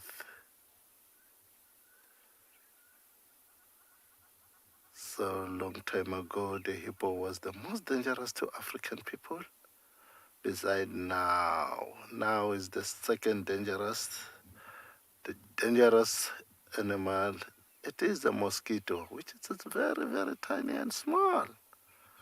But is the most people afraid of. Anyone, when talking about mosquito, is only thinking about malaria. But we, as immune with that, we don't take any malaria tablet or malaria pills or malaria injection. We just be like that. So the hippo now doesn't have any problem to African people because we are separated with the animals. We're staying together, alone. The community staying to community, the animals staying together with the animals. We're trying to protect ourselves against the animals. The animals, they have to look at us like as part of the animal, not to look at us like as we are the predator. Because long time ago, the African people were living by those animals. In order to live, they're getting meat from the animals.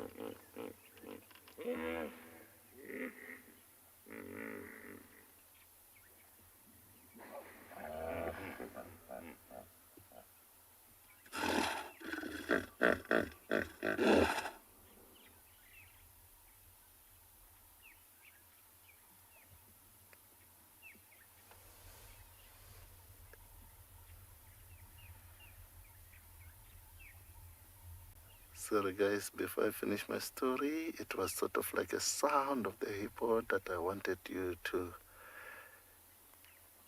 hear this audio, that if it's calling or it's grumbling, get shivering. They've got a huge sound as well that can make everyone get scary.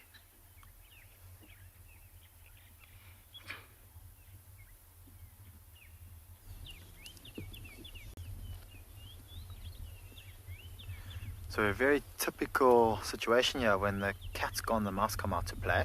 So the male and female have moved off away from this area, and the 5 youngsters are now out and about, busy playing with each other, busy tackling each other. This one clearly is a little bit thirsty after having a little bit of fun, and thought it should take just a quick little water break. Always found it absolutely fascinating watching water lions as they lap up water. And I've always wondered, I don't know if any of you viewers back home might know, is how many mils of water does a lion lap up with one lap? It's always something that's fascinated me, because it's not a very efficient way of being able to get water. You would think sucking up would be much better, but then if you're going to suck up the water, you're going to suck up sand and debris, and that's most likely why cats have developed this way of drinking. And in the back, behind this male, you might just be able to see through the trees the rest of the youngsters busy playing with each other.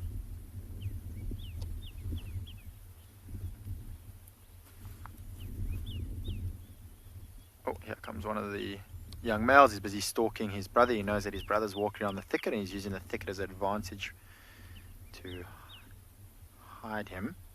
There we go, there we go. His brother hasn't seen him yet. Oh, I hope they don't fall into the water.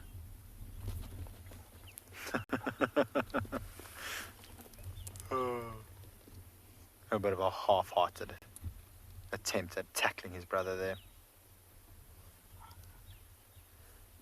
I'm hoping that the others that are behind the thicket will come join up with these two, because they're nicely in the open. Whereas it seems to be the order of the day that the lions just keep wanting to move behind thickets where we cannot see them.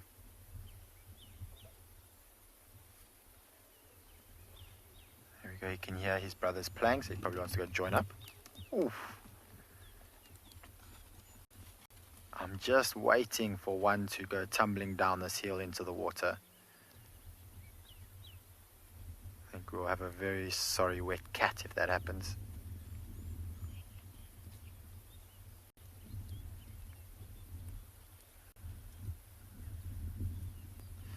But this area around this waterhole is just like one big jungle gym for them. They've got trees that they can climb, lots of thickets to climb through. The slant of the there you go. The slant of the hill leading down, or the slope leading down towards the water, creates a little bit of a track, or so to speak, and also makes it a little bit more of a challenge when running around.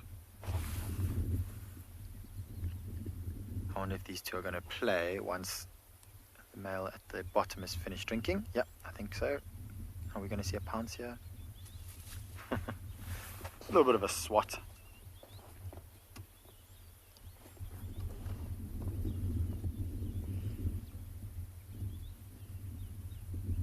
Oh, he's busy biting down on his brother's skin there. You can see that's actually hurting, just judging by the reaction of the male at the bottom. Now, he won't be biting down too hard. You probably won't see any blood that's drawn, but it's hard enough for him to have to growl at his brother. But you'll notice that when they play like this, they don't bring their claws out, because if they were, those extremely sharp, long claws would cut up their siblings while playing. And so when they're pouncing and tackling, generally the claws don't come out. Sometimes accidentally they come out just enough to hook into the skin, and you might see a little bit of a wound. But there we go. If we have a look at the male now that's in the front, the one that had been bitten down on, we don't see any teeth marks. So it just shows you that he was biting down hard enough just to get a bit of a grip on the coat, but not too hard to penetrate the skin.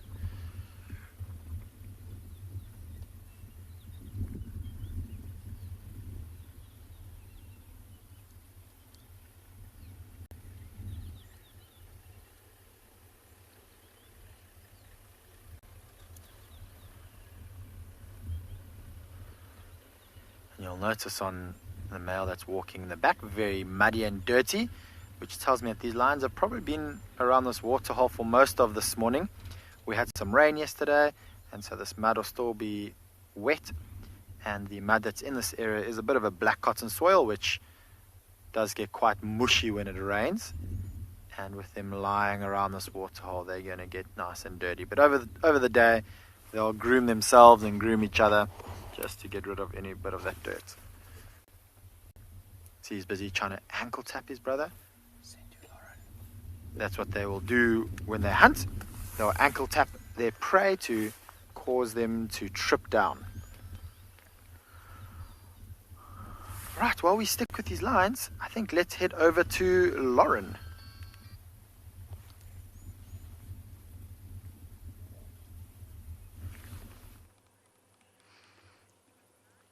I definitely have the Talamati pride, which is fantastic. We've got 5 adults. There are only 5 female adults in the pride, and we've got dark mane. So the cubs, I believe, are just slightly further away, but across the cut line onto Buffalo's Hook.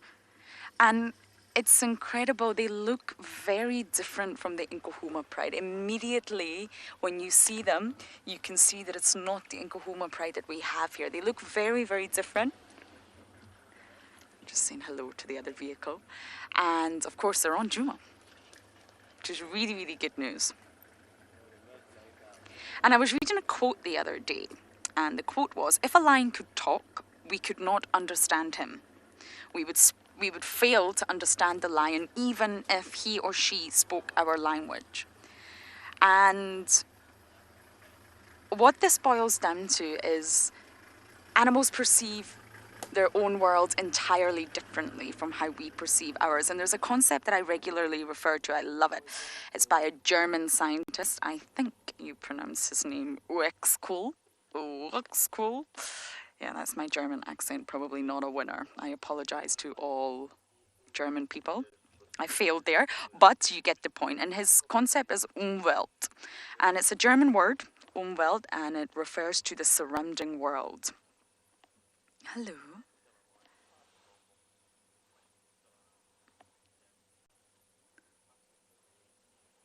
Wow, she's beautiful.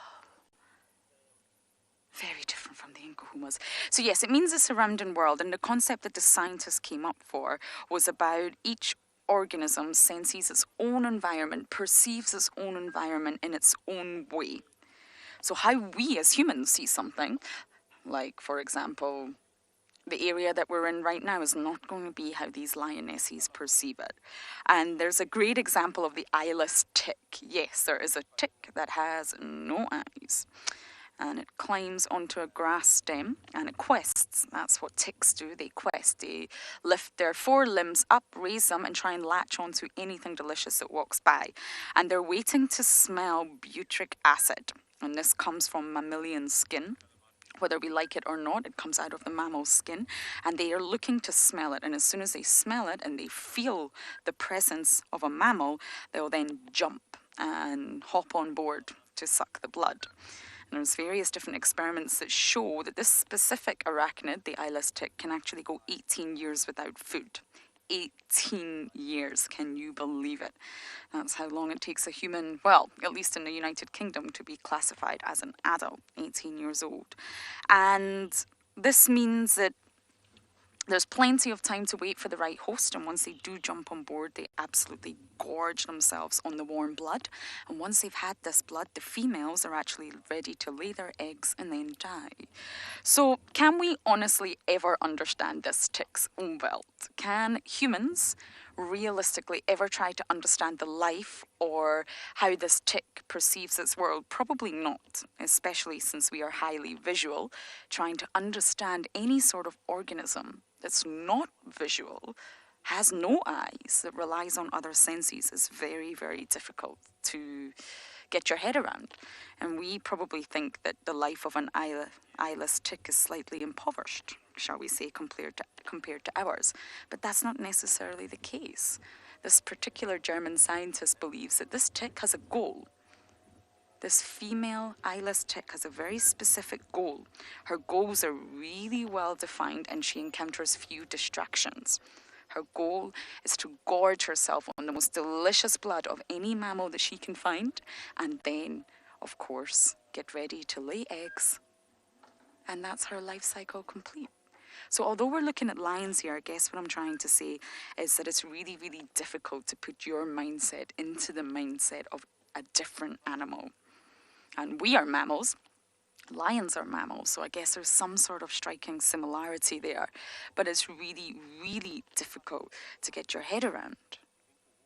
So unwell is very, very different from the term ecological niche, not to be confused, because that's sort of a habitat that an organism requires for survival. But unwell basically stresses an organism's very much self-centered, subjective world that we can't really get our head around. Some animals can actually perceive ultraviolet light, UV light. We don't have that ability. And there's other, well, let's think of the star-nosed mole, who do have eyes, but they don't really utilize vision. They navigate their way underground via smell and live entirely underground. It's baffling.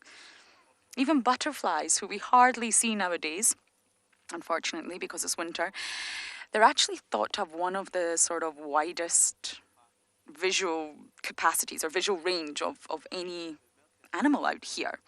And they can use UV markings to find mates, healthier mates. They can also use UV patterns to appear similar to other species, to predators, but differentiating themselves only marginally to their mates. And we cannot see any of this as humans, which I just think is baffling to get your head around. Well, everybody's very alert. Reindeer are another fantastic example because they can rely on very, very special rays of light to spot lichens that they eat. They can spot them using very, very particular wavelengths of light. They can also spot UV-absorbent urine, yes, of predators on the snow. I mean, I was always taught in Scotland never eat yellow snow as a child because we have lots of snow. But the reindeer don't look for the yellow. They look for the special UV light that is being reflected. So going back to these gorgeous animals that we have in front of us, they will navigate the terrain here entirely different from us. They are visual, but they rely far heavily on their sense of sound. Look at them all listening. They're very alert. They're listening. What can they hear nearby?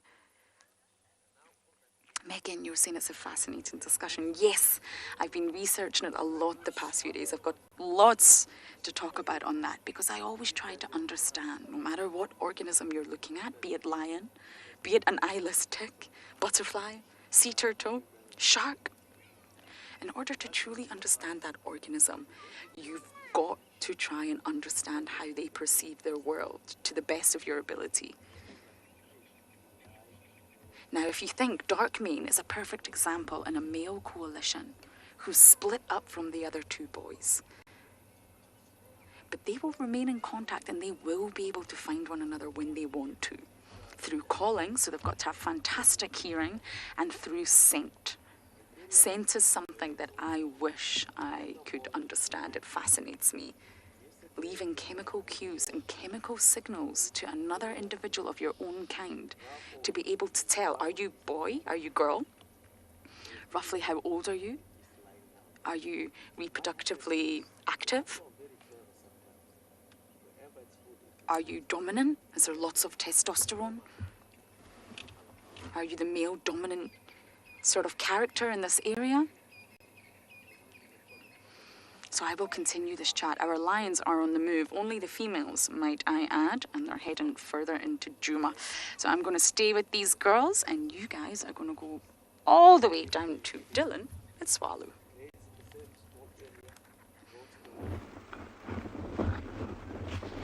So no sign of these meerkats yet. This wind is really, really niggly. But we are keeping our eyes open for them and anything else. And we actually found something over here. And you'll see, here he is, right here. I think he's alive. I hope he's alive. There you go.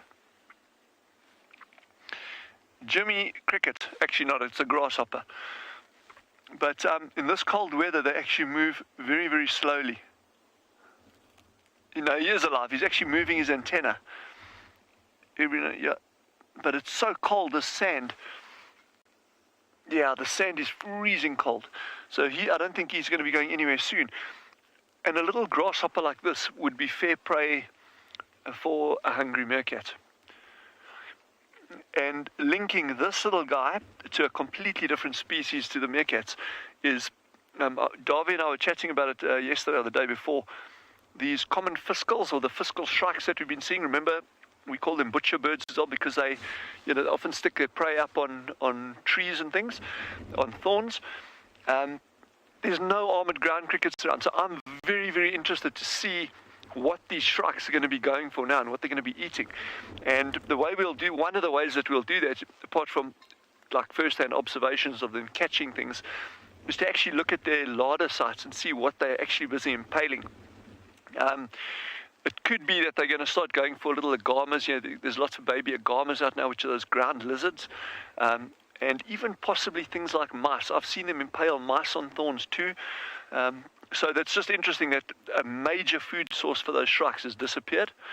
So what are they going to be eating now? That'll be something to look for.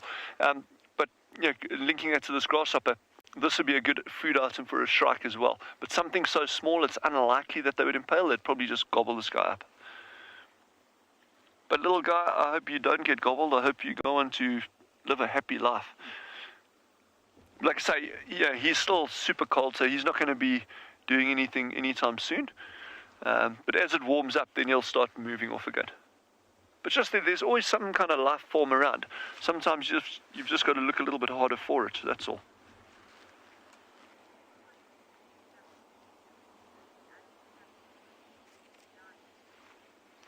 Oh, Jenny's asked a wonderful question. That's a really good question. The question is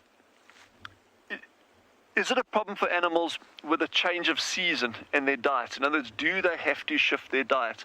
And that can be the case, absolutely. And not just the actual diet. So if we take the shrikes that we're talking about for an example, you know, they'll still be predators, obviously. You know, they're not going to start eating fruit and berries suddenly. Number one, there are none. But secondly, they're predators. So they're going to be going for insects, lizards, geckos, mice, that kind of stuff. But the thing is, there can be a complete variation in the abundance of their different prey items at different times of the year. So we've seen these armored ground crickets have been around. There's been thousands and thousands of them around. It's been a super important food item for meerkats, shrikes, curry bustards, jackals, you name it. Everything eats those little guys. But now they're not there. And that's what really interests me, is what is that shift in diet for those shrikes, as just one example. And, you know, that can be, if you look at our mouse birds at the moment, you know, mouse birds are fructivores. But not only that, they're fructivores in a bird that eats a lot of fruit. But there's no fruit around on these trees at the moment. So what are the mouse birds eating? And you're finding now they've shifted from going from fruit. They're actually eating tiny leaves. And there's a particular kind of bush that's very important for them. It's called a honeythorn. You often get them feeding on those little trees. So absolutely, there can definitely be a shift in diet on a lot of species. And that's very, very dependent on the season. And not just the season, but the timing of the rain out here is so critical. We have some years where there are no armored ground crickets whatsoever. And that's probably related to rainfall and the timing of that rainfall.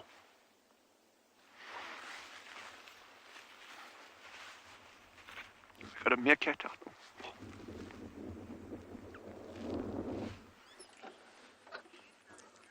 We've just repositioned. They've moved. They're alert. All looking in the same direction, but they've gone flat again.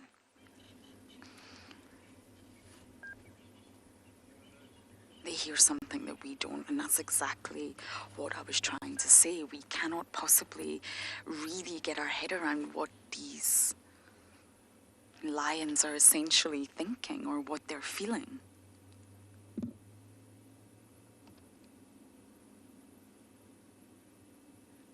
humans have really limited ability to be able to enter the lives of other organisms. Sometimes we even struggle with other cultures around the world.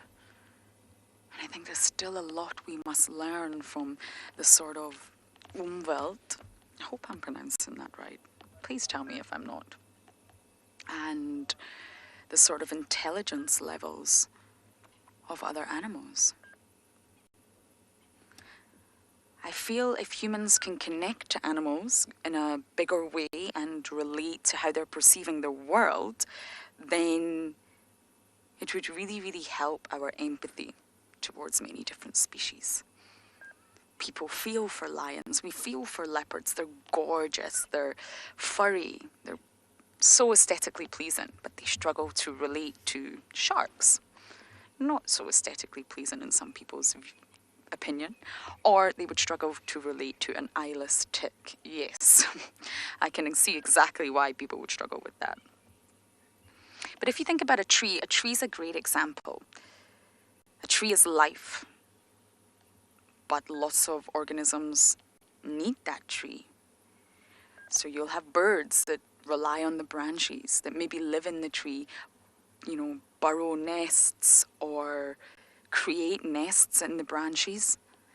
You have insects that, of course, run up and down the trees. Insects that need to eat the bark, eat the leaves. Beetles, burrowing beetles that'll burrow right in. Insects that will lay their eggs there. Then, of course, you have mammals. For example, leopards need trees to hoist or kill.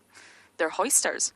Or even foxes, a fox family, are known to dig sort of layers into the sort of roots of trees. They'll dig, and that's where they'll hide out. Many, many other organisms. But if you think of that one tree, each organism that relies on it or potentially lives within it will perceive that tree in a completely different way. And then a human comes along. Let's throw a human in the mix, and we ourselves will look at that tree in a different way. And yet it's the same tree. I hope that made sense. I think I put this lioness to sleep.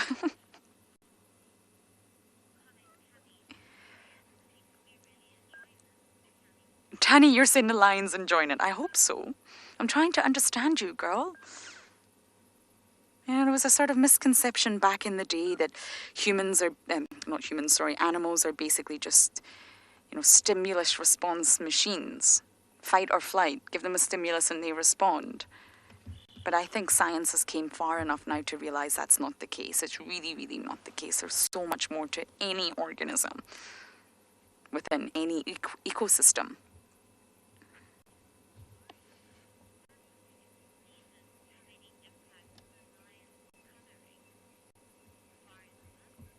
Safari lover, I personally have never noticed lions change colour. I just think for winter they blend in far better because of that tawny coat or that blondie tawny coat. They really, really blend into the vegetation. You can see, I'm sure Theo will give you a good view of the vegetation around us. We're right on the fire break, so maybe not here, but over here you can see the grass is really, really thick and tawny in the colouring itself. And a lion could easily blend into that and you wouldn't see it. They're monotomous as well. They don't have rosettes or sort of disruptive markings like leopards do. But in summer, everything's so green and thriving and lush that, of course, lions stand out a little bit better. So I don't think their colouring changes, but they do just happen to blend in very, very well with winter in comparison to summer. But lions already have the protection of their pride. I mean, they're separated here, but they're staying together. They already have the protection of one another. And since I've mentioned intelligence, there was an interesting article that said social cats, when you're looking at the big cats, are more intelligent than solitary cats. But I think intelligence is such a hard thing to measure. I'm not sure I can agree with that. I think when you're, let's just say, a leopard, and you're out here on your own, it takes a remarkable amount of cognitive ability to be able to navigate this landscape on your own and not rely on another individual. I think that's remarkable. Whereas the lions here, they can rely on each other. They're not completely alone. apex predator, and they've got one another.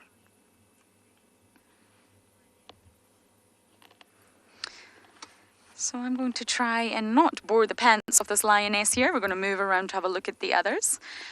And hopefully they may get up soon.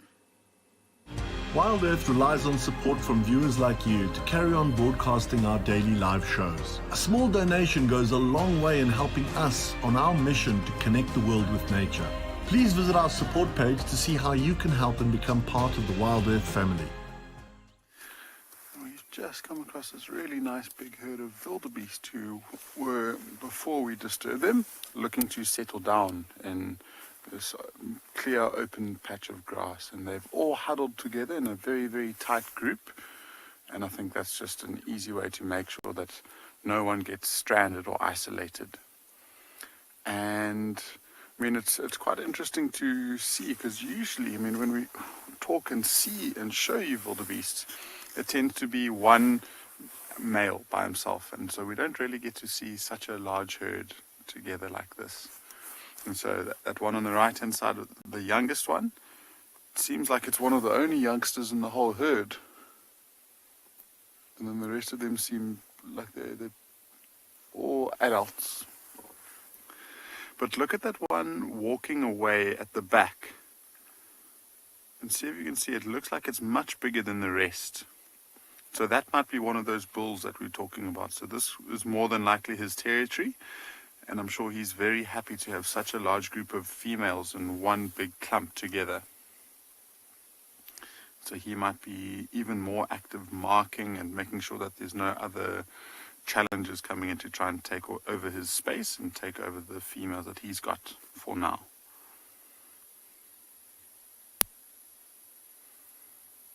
So he's just got a much bigger head. The neck seems quite a lot thicker. So that's definitely the male in the front walking away, and then the two on the right hand side are females that are adults. They're almost the same age as him and quite a lot smaller.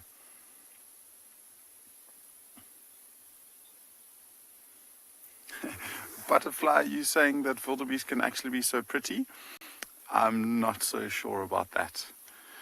I don't think they've got the prettiest looking faces. They might be interesting looking, but I wouldn't want to wake up every morning with the wildebeests on my pillow next to me. I think I'd wake up every morning with a massive fright.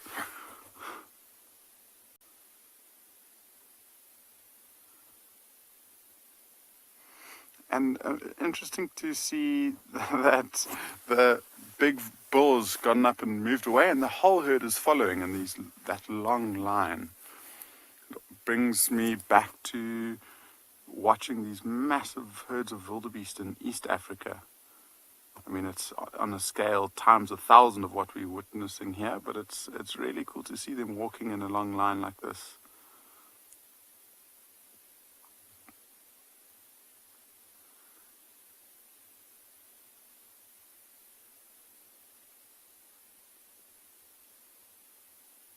That one at the back. That one at the back is the smallest one, and it must be quite vulnerable being right in the back. If I was it, I would have wanted to be right in the middle. But it does seem like they've stopped, so they might just be waiting for us to move on before they settle down again.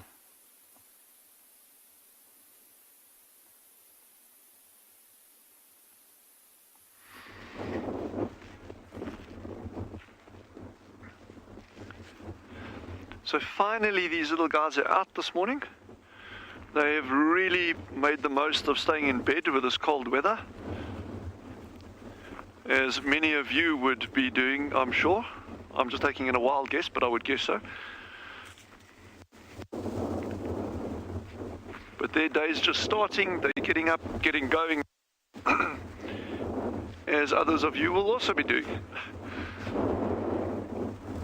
So this particular burrow system like I say, well, you can see very, very clearly it's nothing nearly of the extent of that other burrow system that they use. This system we call boskia. Boskia are these big shepherd's trees that we've spoken about on some of the game drives. These massive trees, and there's one very close by here. That's what we call those boskia burrows. The other burrows that they were using were called far burrows, because it used to be the furthest burrow system of this group. Well, now it's not anymore. This one is about 500 meters, 600 meters away from those burrows. So the little pups are out as well.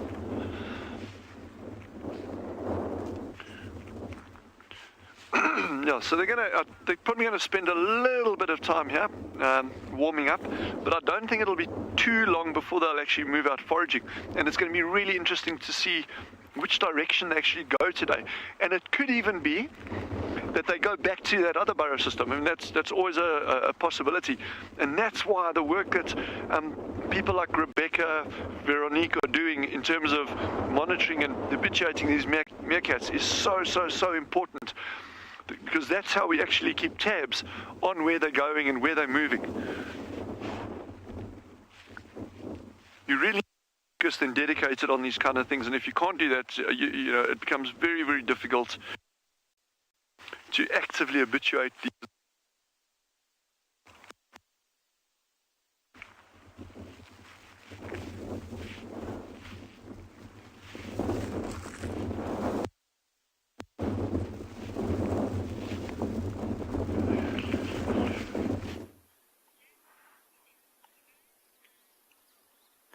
The meerkats are getting habituated, which is great. Animals that also become quite habituated to the camp are these buffalo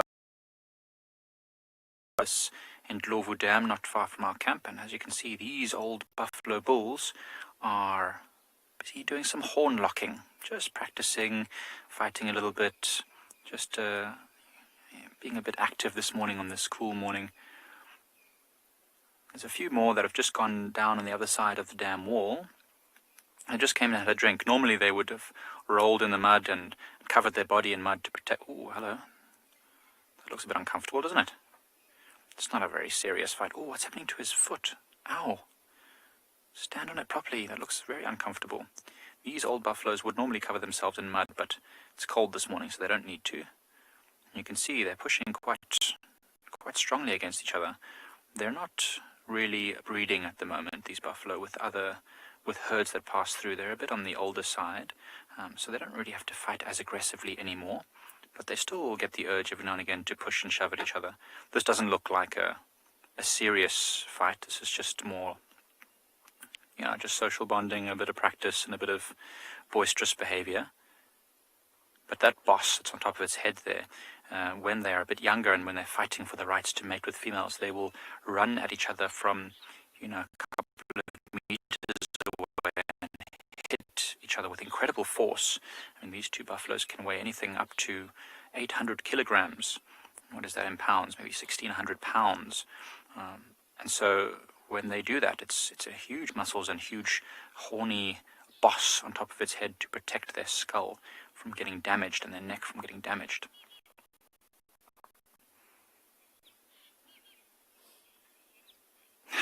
Pickles, it does.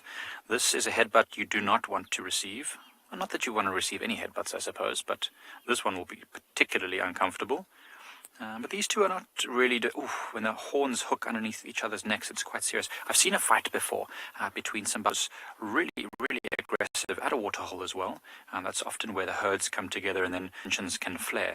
And these two buffaloes were bashing each other's horns, and one of them hooked its horn under the other and managed to actually penetrate the skin, and the horn was stuck under its skin. It was very uncomfortable. Now, they're very tough animals. They can survive that kind of thing, and they'll do just fine. But it must have been very sore for a while, having the horn stuck right under its skin, and it was hooked, you know, it was like stuck on it. It was pretty hectic. But these two don't look like they'll come to any serious blows. Very nice to see them just being a bit active. Quite often we see buffaloes just being very relaxed. In the meantime, let's send you over to Raymond, who's got a very cool barbet. Yes, I did believe that you did enjoy that side, and Lauren together with the lions and the meerkats.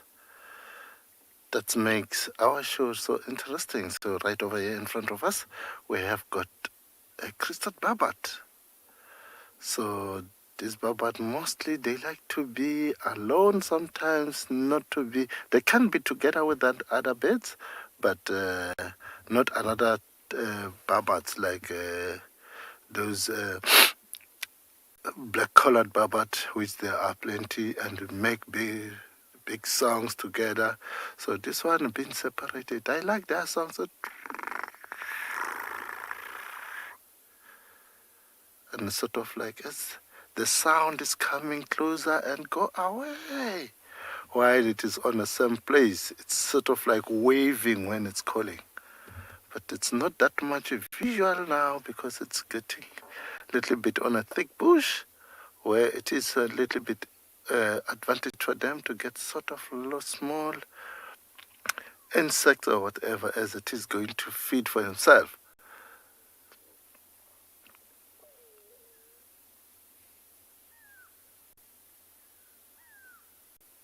Let's listen a little bit. If you get that sound.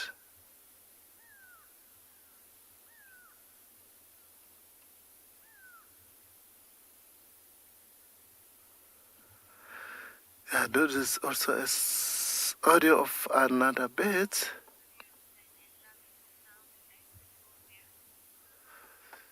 Yes, it is a lovely sound, and I believe evenly myself I like it because it's waving, coming up and down, so like the other birds, as we saw, it would love birds a lot. There is also grey-headed shrike. The audio for that one, you won't manage to get it where it is. You saw on the last spot, the time when you saw where it is, it's almost at the time when it's flying. Oh. Can you get this audio?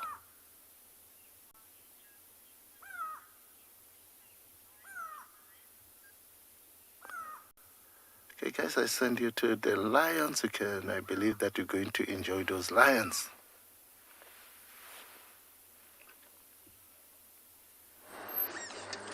My lions are on the move. They hear something. Now, no buffalo have been reported from Djuma this morning, but something is here. We've got one sleepy lioness here, but I want to try and just see if I can keep up with them. We've got all the 5 adults. The Talamatis have less female adults than the Nkahumas do. It's a smaller pride, but they also have lots of cubs. 9 sub-adults. Okay.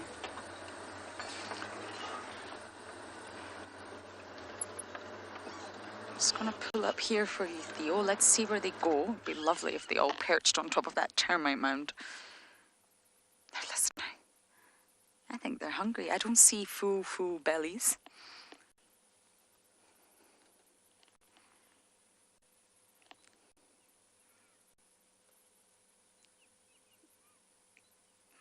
They make their entire choice on which direction to go by stopping, listening, smelling, and then they'll decide whether to go north, south, east, or west.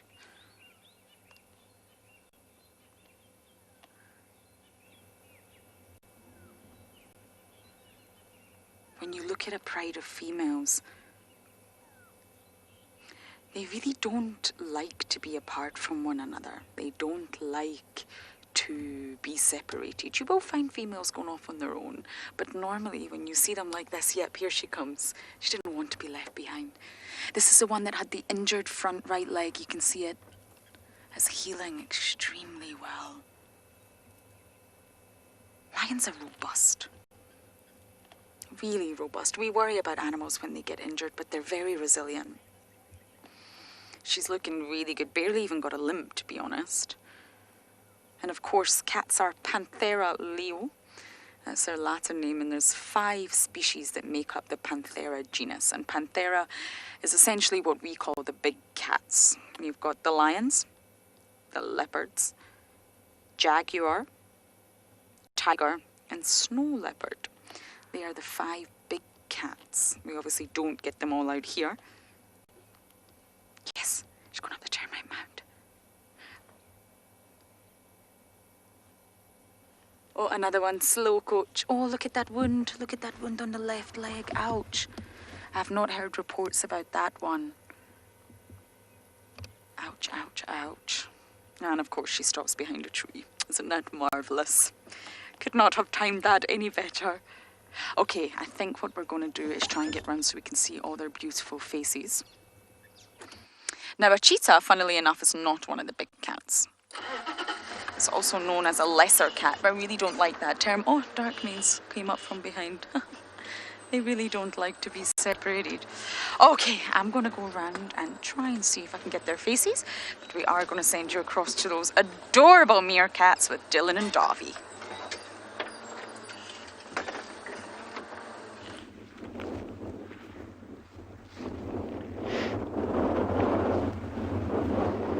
So these little guys are still around the burrow. But it's warming up slightly at least. It's probably 1 degree, 2 degrees warmer than it was earlier. But still very, very windy. And like I thought would happen, one of them's actually moved around to this side of here, trying to get a bit of shelter from the wind. So it may be that the others will move across the side just now as well. But this wind is really blowing. This is proper kite flying weather. Or flying anything, but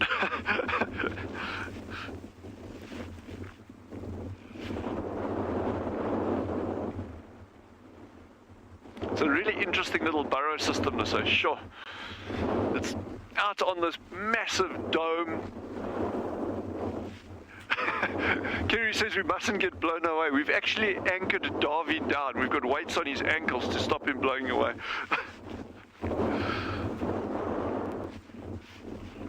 He's just holding onto his camera. Oh, these little meerkats are going to be a handful very soon. They're becoming so active now. Debbie's asked, what is the largest prey that a meerkat will catch? So that's a very good question. Typically they're going for very small things, little invertebrates, and that they will dig out geckos as well. We've got beautiful little geckos called barking geckos that live just under the soil surface. They'll dig them out, and they're small. They're about 5-6 centimeters in length. But, and this, I know this is quite gruesome to say this, but there's their normal prey range size, so even little nestling birds occasionally in that, but it's normally invertebrates and scorpions, things like that. But our meerkat habituators have actually seen a group of meerkats attacking and killing an African wildcat kitten. Now that kitten weighs as much as a meerkat does. Okay, that's the kind of size of the animal that they killed. And that was absolutely brutal for the people that watched it, to see this going on. I mean, it just shows us incredibly tough side to these little animals and what they're capable of. So they are capable of killing larger things in a group, but that is just atypical behavior of them to do that for a food item. So normally it's much smaller things.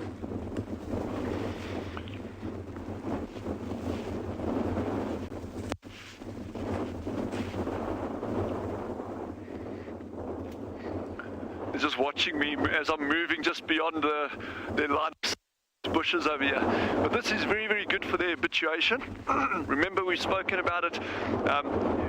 Your movement and your sitting still and your different pitches of your voice, talking softly, talking loudly. It's all very, very important if you're going to be habituating animals, whatever species. And again, it depends what your intention is. When we were staking out at that shelduck nest, that is an incredibly sensitive sighting. These meerkats have grown used to people over many, many years, at different generations of them. But like that shelduck, we were super, super, super careful. And when we show you our setup in the nest, you'll actually see why we had to be so careful at that nesting site.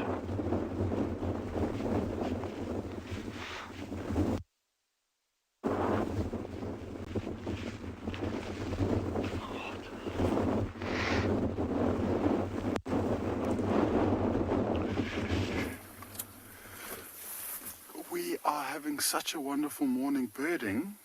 Look at this little guy that we've got here, a little bee-eater.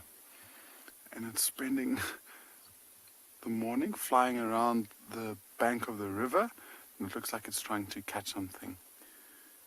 There's actually a whole family of them, so there's more up ahead. Also a very, very pretty and brightly colored bird. And there's that yellow throat, green on the back. And if we're lucky, we might be able to see just above the black stripe, there's a very thin layer of turquoisey blue color. You can just see it if it turns its head right, but I don't know if the light is good enough for us to see it. And then just look how agile they are in the air. They remind me of these Spitfire planes, how they can just move and they can just maneuver as they're trying to catch these little insects. And so there's about 3 or 4 of them, and they're making these little chirps, calling to one another, and these like small little tss, tss, tss, little chirps. And see what it's doing, and it's going from the same perch, waiting for something to fly by. It comes, sweeps in, catches it, and it returns to exactly the same spot.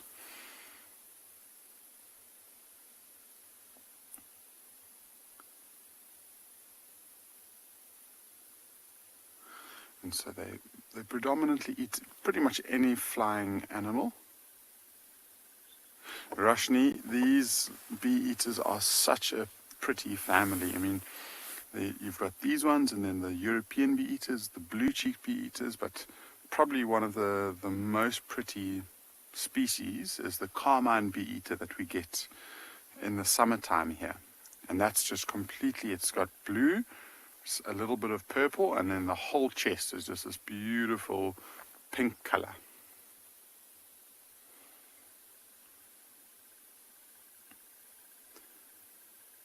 There's actually another one that's just come a little bit closer. Kiki, I think they're quite a lot bigger than a hummingbird. I think hummingbirds tend to be slightly smaller than what these bee-eaters are. I'm just checking the size in the book. So my book says that a little bee-eater is about 15 or 16 centimeters. So that's about 7.5, 8 inches. So I think generally hummingbirds are maybe even half the size of that. I'm not entirely sure. I know you get quite a few different species, but now that this one's super close, see if you can see that the blue color around the black eye stripe. So just above the black eye stripe, you might just be able to see a very thin line of blue.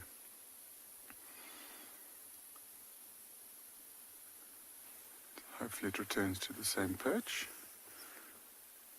Oh, they're coming right past our vehicle.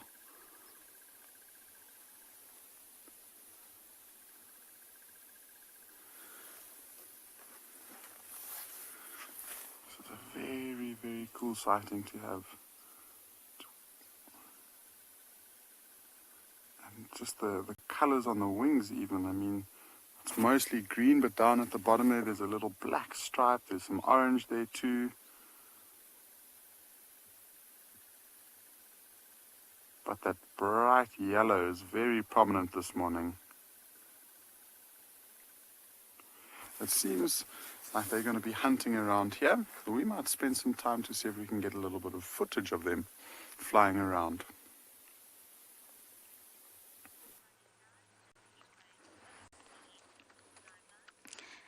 Could she be any cuter? They were alert, but they're not alert. Gone back to sleep on top of a termite mound, which actually looks very comfortable. If termite mounds are active, they're normally quite warm, so especially on a cold winter's day, animals like your cats like to sit on top of them. They can feel the warmth from underneath. Termite mounds are like little air conditioning units. They control their temperature when they're active with termites. I love seeing a big cat on top of a termite mound. Now, lions are one of the sort of big cats that constantly remain in communication with one another. constantly remain in contact with one another because they are so social. Leopards, not so much.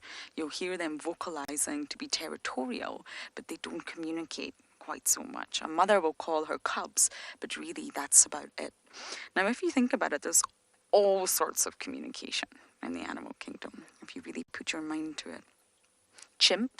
Chimpanzees will scream and lots of body language, gesture. Whales, those big large mammals of the sea, will actually sing. And even although specific whales of the same species meet from different geographical areas, they won't be able to understand one another. It's not the same language. They sing in dialects. So whales in one part of the country, in the ocean obviously, may not be able to understand whales in the ocean at a different part of the country. Bees dance. They use body language. We call it dancing, but I guess it's probably not dancing. And well, humans, we talk a lot. I can even vouch for that myself. We're very vocal. I must imagine in a bee disco. Oh, I'd love to be at that disco. Especially if it was a silent disco and they all had headphones on. Anyway, humans, of course, use lots. Oh my goodness. That's my radio just having a moment.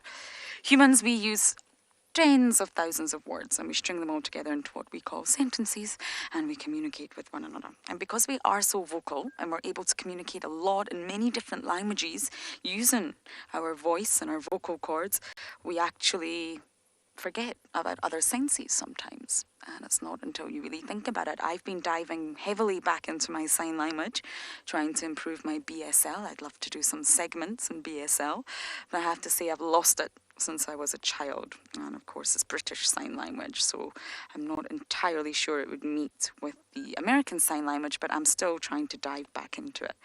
One of the ways that humans can sort of really get into another's umwelt that I was talking about earlier is to try and see what it's like to lose a sense. So for example, blindfold yourself, stimulate your other senses, stimulate your hearing, your smell by being blindfolded. And of course, that can create empathy for the visual impaired or the blind, but it also, on a personal level, can help you stimulate your other senses.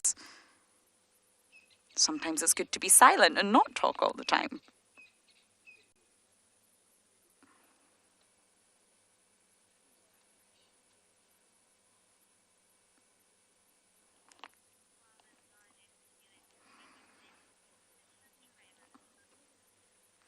This lioness is definitely homing in on her sleeping sense, but we're going to stay right here until the very end. And you guys, off you pop to Raymond.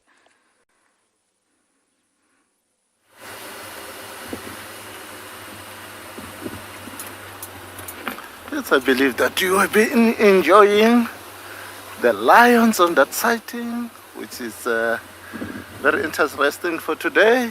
We only managed to see the carcass that the lions, what are they feeding about, and some of the birds.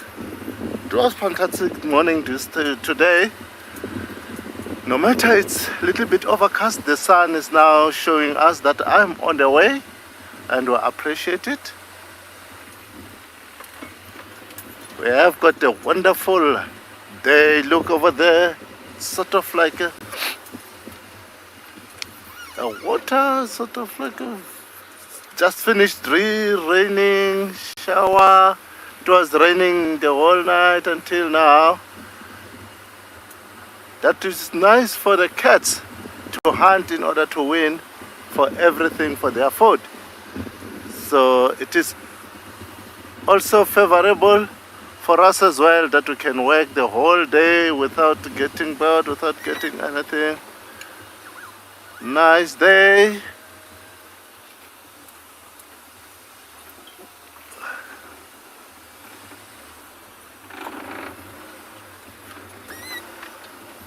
Okay guys, I'll send you to Tswalu. We're going to enjoy a little bit show.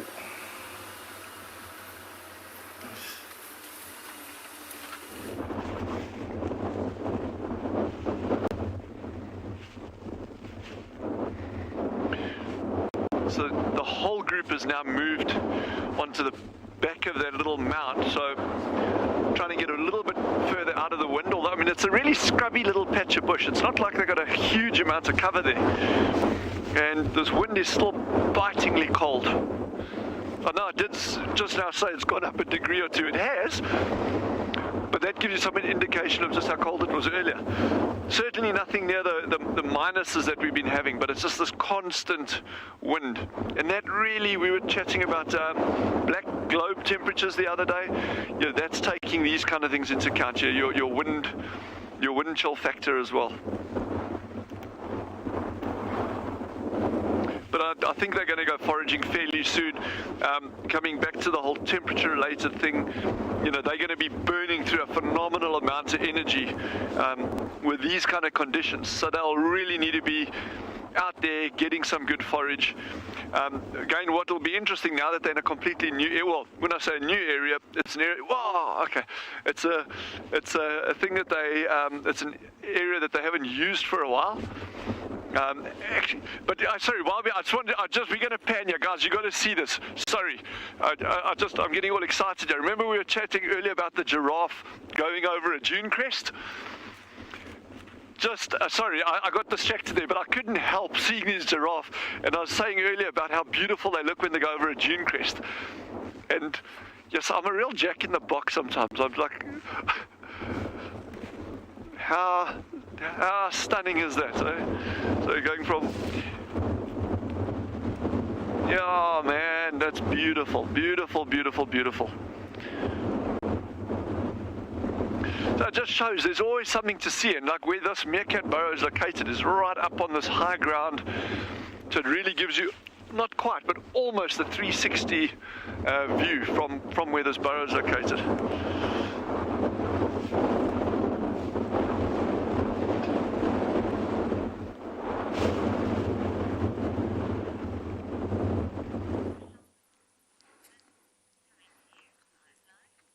I hear you, Dylan. I'm not a fan of wind. Oh, especially when you've been diving and you're in a wetsuit, and yes, wind is not pleasant.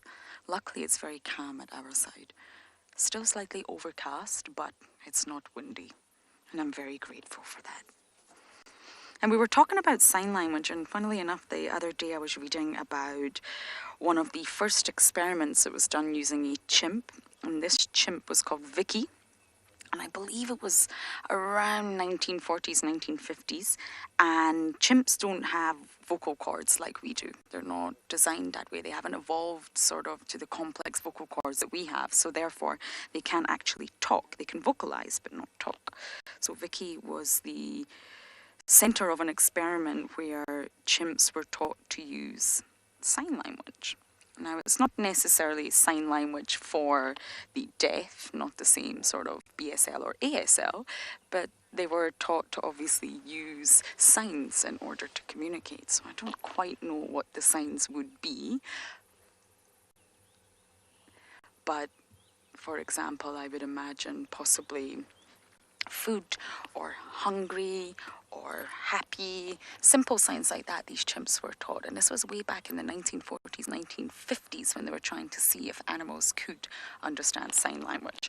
And I have a funny feeling these Talamatis here would not understand my sign language, but they would understand if a buffalo appeared in front of them, that's for sure. There was also a second experiment, I can't remember which year this was in, but it was another chimp called Washo. And this chimp apparently learned 150 different ASL signs. So that's American Sign Language signs. So they were able to communicate on a visual, more sort of body language perspective, which is really, really interesting. In the 19th century, many people thought that humans' minds had nothing to do with animals. And this afternoon, I am going to go into that and tell you that that's completely wrong. So what a great drive back for me. It's been an absolute pleasure for me to be with you all again, especially seeing the Talamatis. So thank you all for your comments and questions. We couldn't do it without you. Please do join us this afternoon. Until then, goodbye.